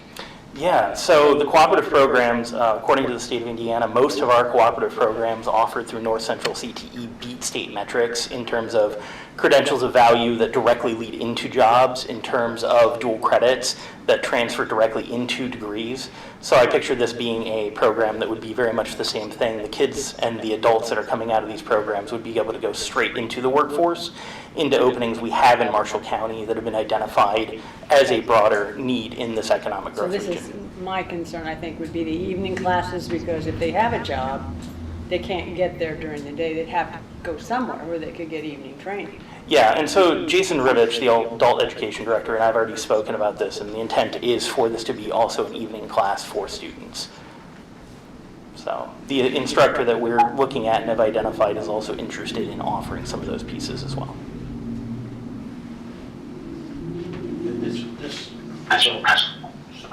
Somebody wants to talk. Go ahead. No, actually, that was your back end. One other question I have is this going to also entail students from other counties, or is it going to be limited to just Marshall County? At the moment, we're looking at primarily just Marshall County. Most of the cooperative programmings that we're looking at, if there's spillover, we have interaction back and forth with Stark. But at the moment, it's earmarked primarily for Marshall County because Stark County for a long time has operated an automotive program that fulfills a lot of those needs. Okay, thank you. Absolutely.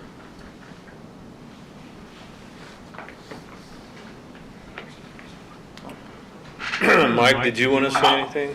Or I have a question. I'm sorry. Dave has a okay, question. Dave Morrow's going to go. Go ahead. You mentioned, Randy mentioned budgets. I just found out that this was going to be on the agenda Thursday when the package came out. I understand there were some meetings that were held with some of the council members. I wasn't afforded the opportunity to ask the questions one-on-one, but I guess I'm going to ask them now. You were asked about budget. Do we have any financials to see where your needs are? I guess I really don't understand your revenue stream where all your monies are coming from and how and who, I understand you have a not-for-profit board, is accounting for those monies and making those decisions. But, you know, we're throwing $200,000 out. You mentioned Bourbon made a contribution to it. How much did they contribute? My understanding was $10,000. Okay. And what about the other communities and/or county? So I'm the director of North Central CTE, and I work very closely with Marshall County LLN. I'm not privy to all of their pieces. I will be helping sustain the long-term funding. So that was a big part of why I'm here today. Go for it. So this is going to Marshall County LLN then? That's correct, David. And let me, if I can, just kind of explain the makeup of all this. He's the gentleman is in charge of the CTE programs, which educates the high school age. And that isn't all that LLN does. And what LLN was formed and developed to do was to hire instructors that the school would not be able to hire. There's some regulations as far as what kind of teachers they can hire, and then some of the programs they can't hire a teacher to fill that. So LLN steps in, offers classes, and hires the instructor and pays those wages. The way LLN operates their entire funding right now is the state sends the school, and these numbers, I'm just going to pull them out of the air so that it's easy to understand. $7,000 per student comes from the state. They send that to the local school district. These young adults that take the CTE courses are still counted at each of the individual, there's 10 school corporations. Each one of those students, the school corporations still receive that full $7,000. When they enroll a student in the CTE program, a portion of that $7,000 goes to the CTE program to run that program. So of that $7,000, roughly half of that money goes to the CTE program. Where LLN comes in is if a student takes an LLN class, there is a fee that they then charge the co-op to run that program. And then LLN hires those instructors and provides those materials. Auto shop is one of those. You need a specific type of talent to teach kids how to work on cars. What they hope is that they can find a mechanic that is also a good educator. Schools hire educators first, mechanics second. That isn't always the best ideal. Because of the money that schools can afford to pay teachers, that's unfortunately what they get. So LLN can work outside that parameter, get a better mechanic, and then we can teach them how to teach. One of the things with the Snap-on tool, if I could, that program's much like Apple Computer. Apple Computer provides schools the Apple computers cheaper than you and I could ever buy an Apple computer. Snap-on's the same way. They're providing thousands of dollars worth of equipment for pennies on the dollar, knowing that those students will be trained on Snap-on and it will drive their sales. I guarantee you 100% people don't use Snap-on. But that's guys that use other brands. Yeah, no, and I know, and I have a family member who makes a living off of Matco, so, but that's the game that's played. You know, it's like the school corporations have Apple because they know the students are going to get trained on it. So that's why they went that way.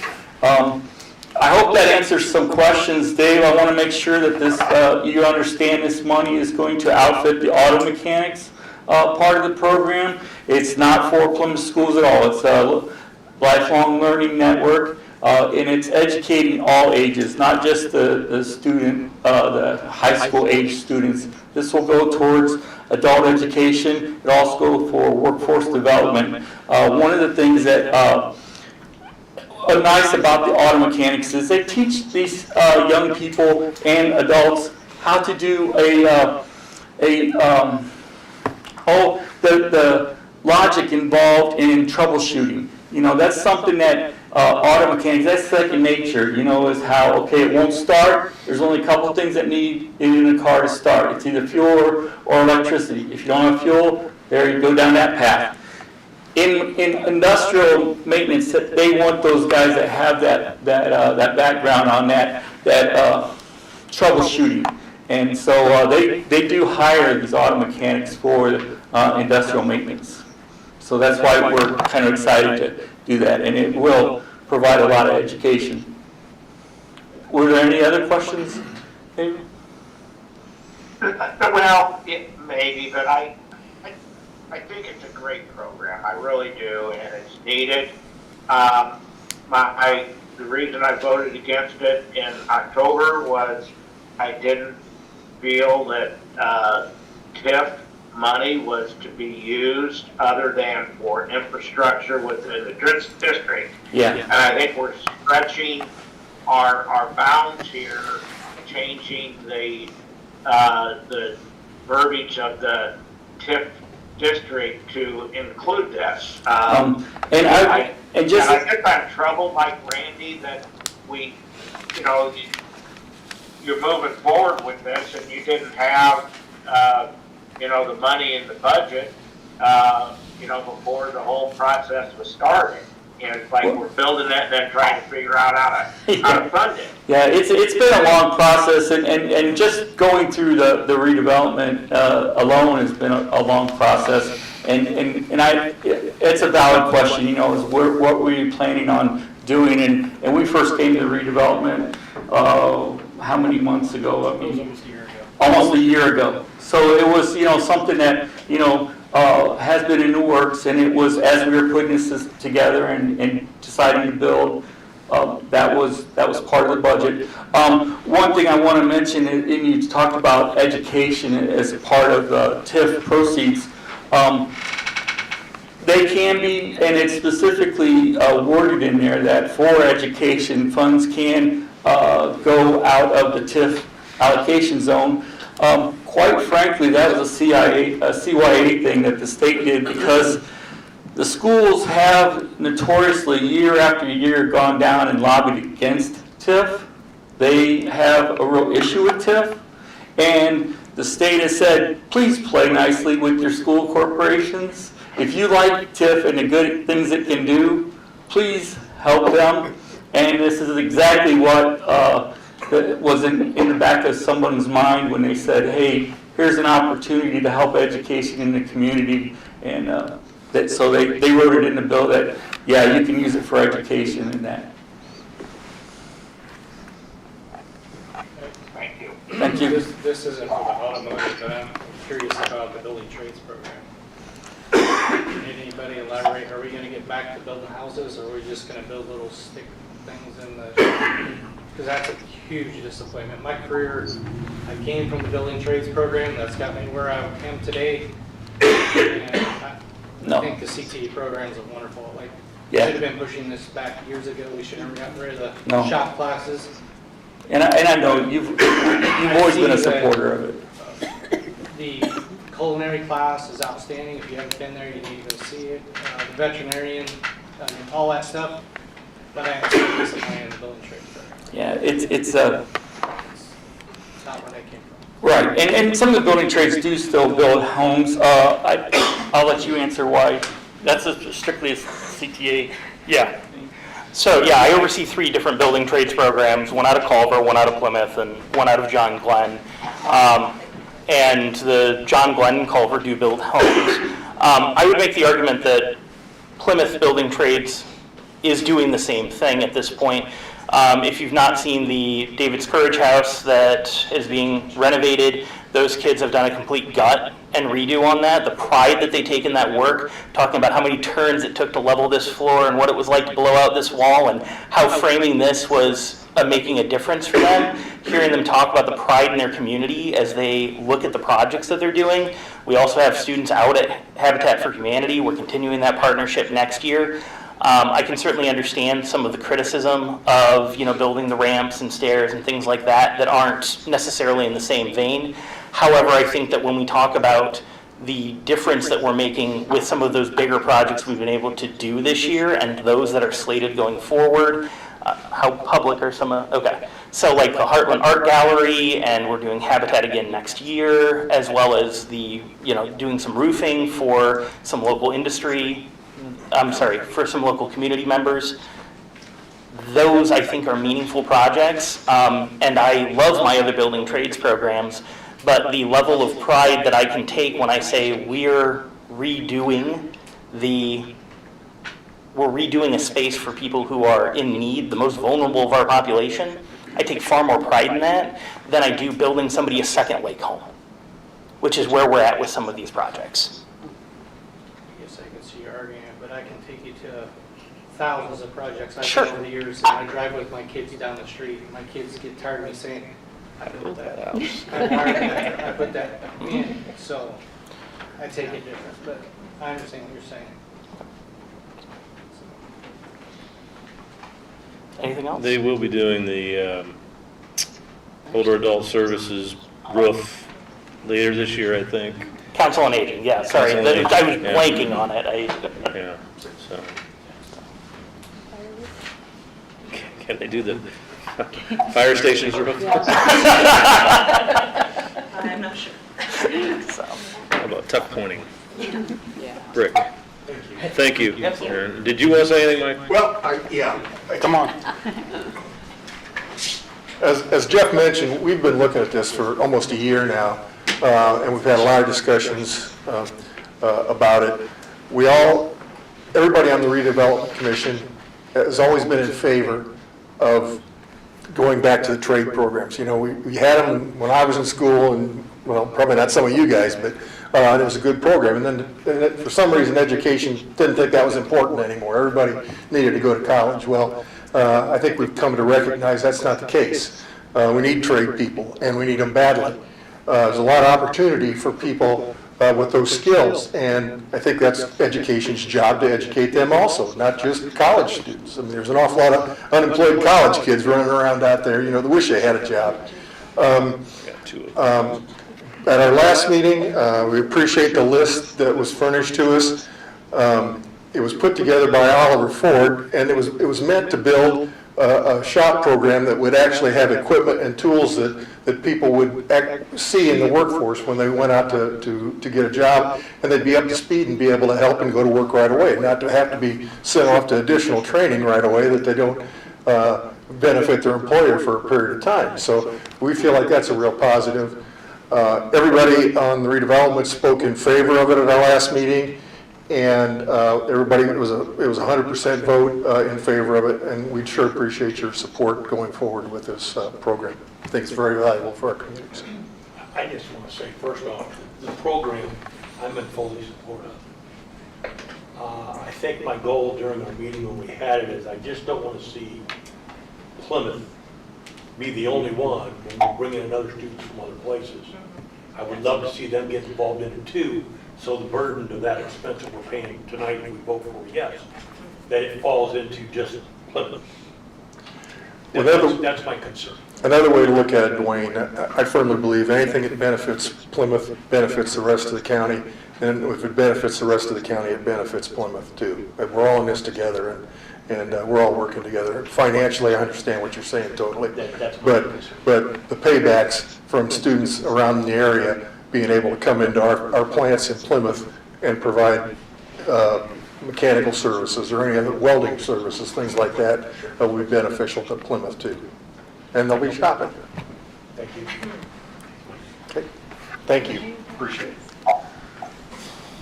I'd like to just quickly address a couple of legal points that came up in that discussion.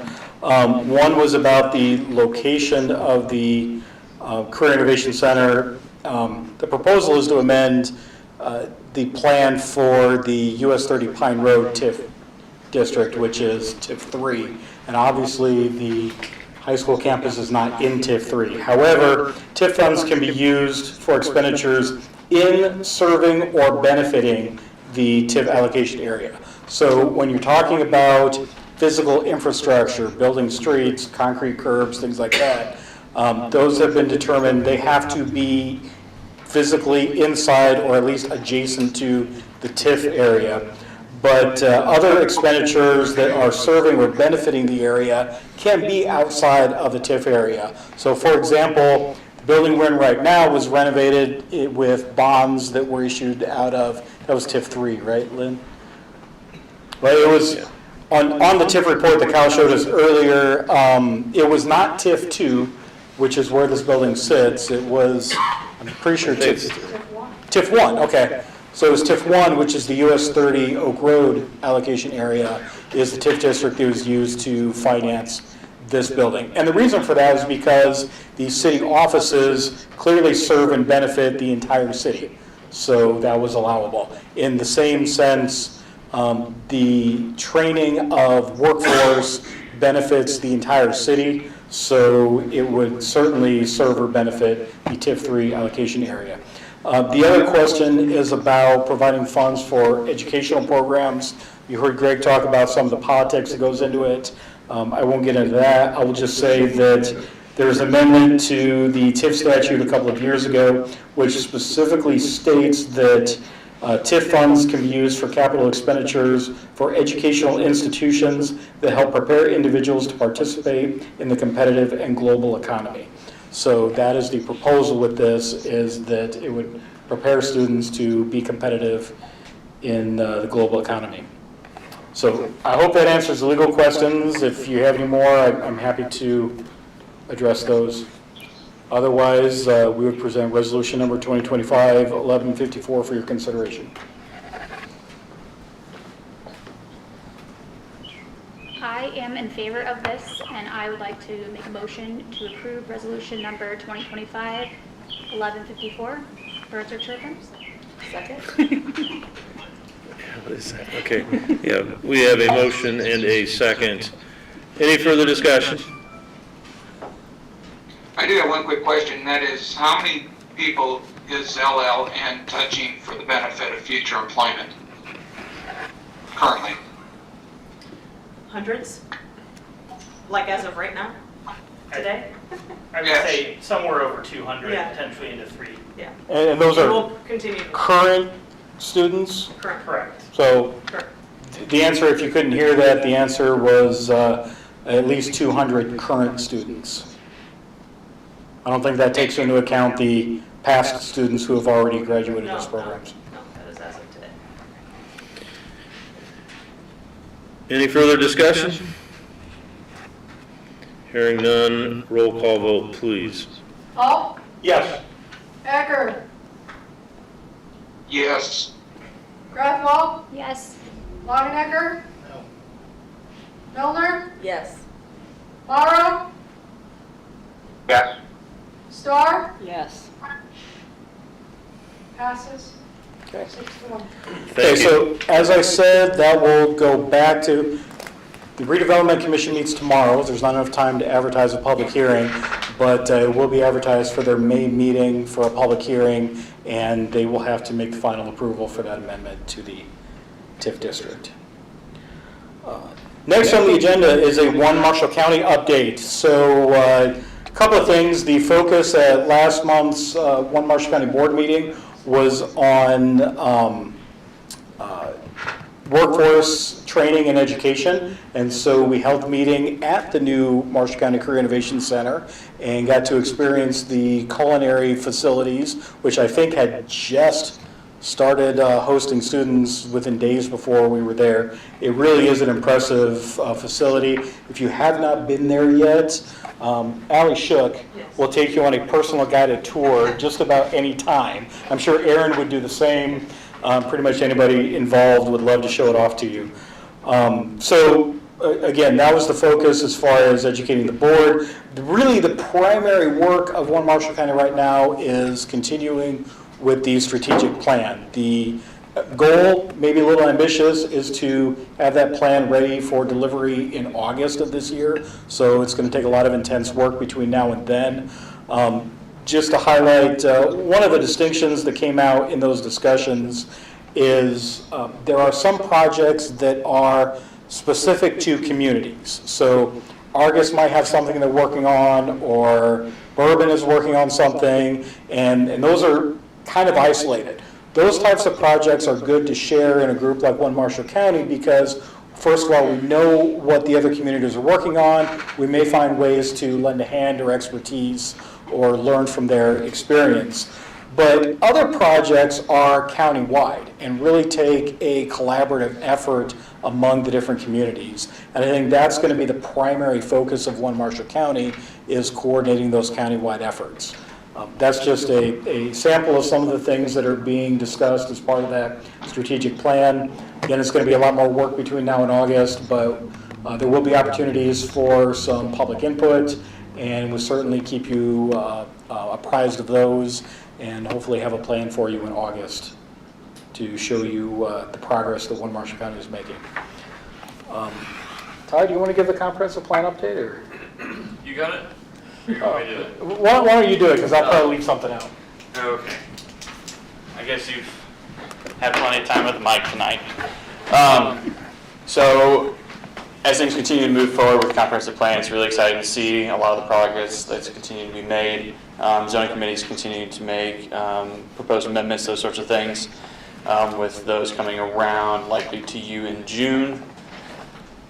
Or, yeah, in June is kind of what we're shooting for at this point, making some logic of some of the downtown spaces, as well as looking into definitions of lots, and then at some point in the future we'll be talking about housing and the different housing types and how that relates to the existing ordinance and kind of where we need to make adjustments or have further discussions along those lines. Empowerment committee is making great strides to try to bring individuals together and finding different ways to work together, providing additional classes, those sorts of things. So it's exciting to see them continue to roll. As well as marketing is meeting tomorrow and continuing to push out a lot of great information on the progress that's being made throughout the city. Super excited to see all that, along with the cleanup time frame here over the next couple of weeks. Love to see many of you out there. I don't know if you've collectively had a chance to kind of put together a date and time on cleaning I'm glad up. he said something. I wanted to ask the board this. So this Saturday, I'm thinking 10 a.m., or maybe we go early, whatever you guys want to do. I'd like for this board to go around to each. This weekend doesn't work, next weekend is also available. Yeah, we could always, got Easter this weekend, but we could do it the following weekend as well. If anybody's available this weekend or next. This weekend is Palm Sunday. No, Easter. Oh, that was just yesterday, I'm sorry. Yeah. Forgive me. So I thought as a group, we could go to each of the city's entrances and clean up around the welcome to Plymouth signs and stuff like that. And, I can't, unless you could think of something more, but, show of hands, who wants to do that? And you're talking Saturday? I would have about an hour this Saturday. It'd take about 2 hours at the most. Teresa's working Saturday. What's that? For later. How about I have Laura send out, but, okay, go ahead, sorry. We're gonna do our share. You can count on us. And heck, if it doesn't work out these next couple of weeks, there's several of the weeks after that. Right. About 8 months worth, you know. And then there's always next year. So our department heads have all been doing cleanup already, and we'll be continuing the next couple of weeks. Mike's been really busy in the cemetery, and I know Jimmy's done a couple things. I'll just mention that the Plymouth Rotary Club will be starting at the Lowe's parking lot and working down Pilgrim Lane this Saturday, starting at 9 o'clock. So just like you're always welcome to join the Rotary Club on Mondays at noon at Opie's, you're also welcome to join us this Saturday to clean up on Pilgrim Lane. Okay. Advertisement brought by Jeff. But other than that pretty much rounds out the comprehensive plan, kind of giving you guys a brief update. If you have any questions, let me know. More than happy to get you involved and get any updates. You can always just clean up your own street. That's right. Personal, business, yep, everything counts. But we need 4 people, or it doesn't matter? You can do it all by yourself. I think you need I at think least it's a 5 to get, maybe it's 4 to get the trailer But if you just want to take trash bags and gloves and I've go got a pick up pickup trash on your truck. own, Okay. We can throw the bags in the back of my truck. You and a few friends can knock out a lot of space. What? You and a few friends can knock out a lot of space. Well, I was just thinking walking to the cemetery from my house, just picking up trash, you know, on the Down way. and back. Exactly. Around the And then go block. to the cemetery, see what I can help there. Spread out. I'm sure kids can help. Exactly. Not playing the road.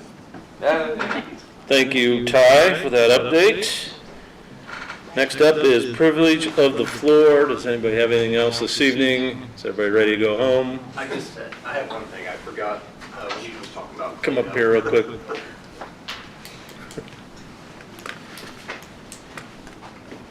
I totally forgot, last weekend, or the weekend before, the Cub Scouts, there was a group of Cub Scouts came out and they spent 3 hours out there cleaning up. They would just pile them up in different areas, and then we went around and cleaned up the piles, but I totally forgot about that. And we really appreciate their help. Thank you to our Cub Scouts. Yes. That's awesome. Thank you. Okay, anything else? Okay, moving on. Number 8 is acceptance of communications. I entertain a motion. I move to accept communications. Second. We have a motion and a second. Any further discussion? All in favor, say aye. Aye. Aye. Aye. Those opposed, nay. Very good. Motion to adjourn. Yes. I heard a second. Good night, everybody. Thank you for hanging in there with us. We had talked about